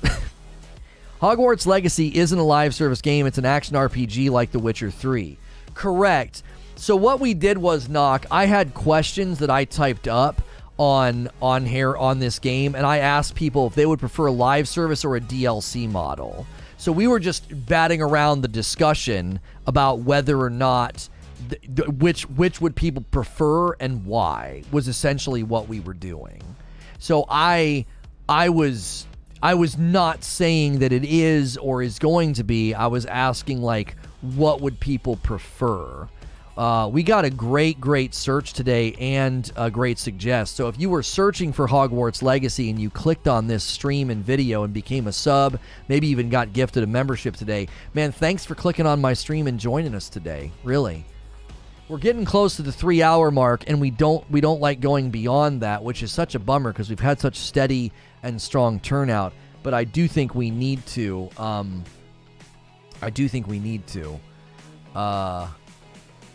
We were planning on jumping in and checking out the No Man's Sky expedition. I don't have anything else planned other than we could look at the roller drome gameplay, but I'm worried that that is just not at all anything people are really interested in. And then after the No Man's Sky expedition, we would then do some members-only hangout, because there will be no Reforge Roundtable today. Both of my compadres had commitments with their kiddos. The Reforge Roundtable will start taking place on Fridays at 2 p.m. instead of 3, and so we'll do that a little bit earlier. A story-focused DLC, just like the main game, is more preferable to me than live service. Story-focused DLC for the main game you think is better than live service. Strong female lead, insert existing character, error, fan base incomplete, restart required. That's right. Real Lurker God. I'm in Rich the Swag Lord. What's good, man? How are you? Can we hit 500 likes? We might be able to hit 500 likes. If you've not hit the like button yet, consider doing that. We've had almost 1,300 votes on the poll. Thank you, everybody who has done that. You've given us a great day. Hogwarts Legacy has been so good to us anytime we've covered it. Really strong turnouts and really good growth for the channel every time we cover this. So thank you so much for doing that. We hit a nice milestone today of 17,000 subscribers. We're really close to 1,400 members, which is awesome. If we hit 1,500, I'm going to make my wife go back into Elden Ring. Saving that for members. But Hilly's comments too spot on. I actually heard the new No Man's Sky Expedition was pretty good. I'd like to get in the game, but I always seem to hit a jump drive progression wall. Well, we can take a look at it and see what it's like and see how it goes. I enjoy the game. I don't know if we're going to be able to make it. I've got 6 minutes. I don't think that's enough time. Schedule. I do not like streams going longer than 3. I'm going to try my best here. I gotta like literally schedule and go almost immediately, and my PlayStation's not in here. I'm like totally not set up. I think I can do it if I go really fast. Okay. No Man's Sky. Where's my thumb? There it is. Gameplay. Playlist. And copy that. We might just make it. We might just make it by the skin of our teeth. It's going to be tight. It's going to be real tight. Because this we've had such a strong stream, I don't want to cut the VOD's legs off by going long. Okay. Playing it last night was a lot of fun. Cool.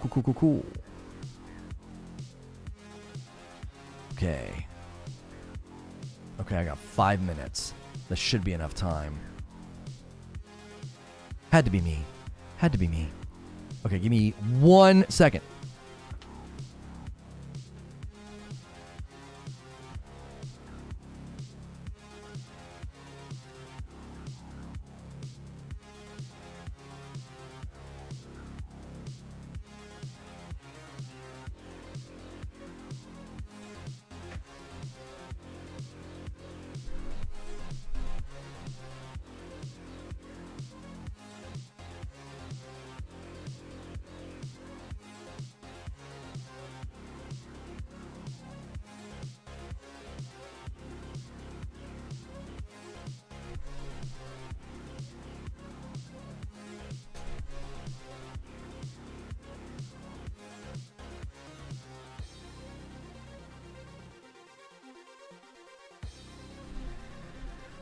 Check Twitter DM when you get a chance. Not super important, just a question.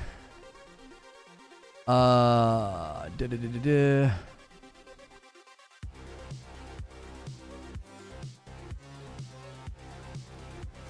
he's still in charge of a clan. What do you need?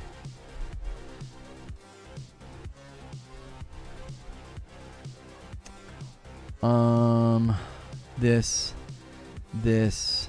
I gotta change this to that. Okay. 3 minutes and counting.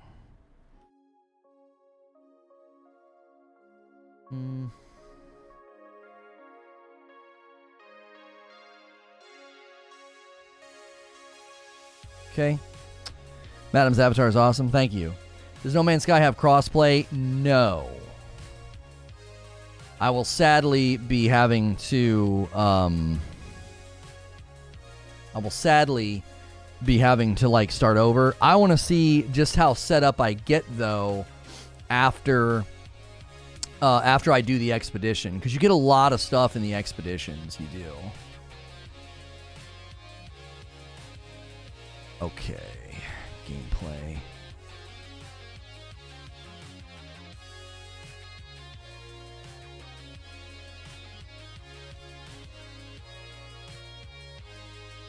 All right, just in case the redirect doesn't work, crossplay. I'm sorry, cross progression. It doesn't have cross progression. It has crossplay. I misspoke.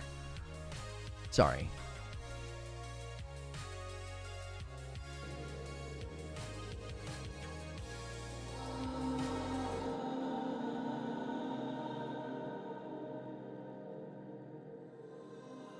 No Man's Sky Expedition 8 or No Man's Sky Polestar Expedition. We will be diving in and checking it out, looking at all the different rewards. I'm going to be starting with a fresh, basically it's always fresh when you do Expedition, but I'm going to be on my PlayStation 5. We like to cover No Man's Sky. We have a community planet. We like to do things with this game and cover the updates when they come out, and we really, really do enjoy playing it from time to time, and I love the Expedition format, so I'm really looking forward to this. If you like my gameplay, my commentary, be sure to hit subscribe and the bell button so you don't miss my content. We did a Hogwarts Legacy stream just this morning. I'm going to end that stream and bring everybody over. And we managed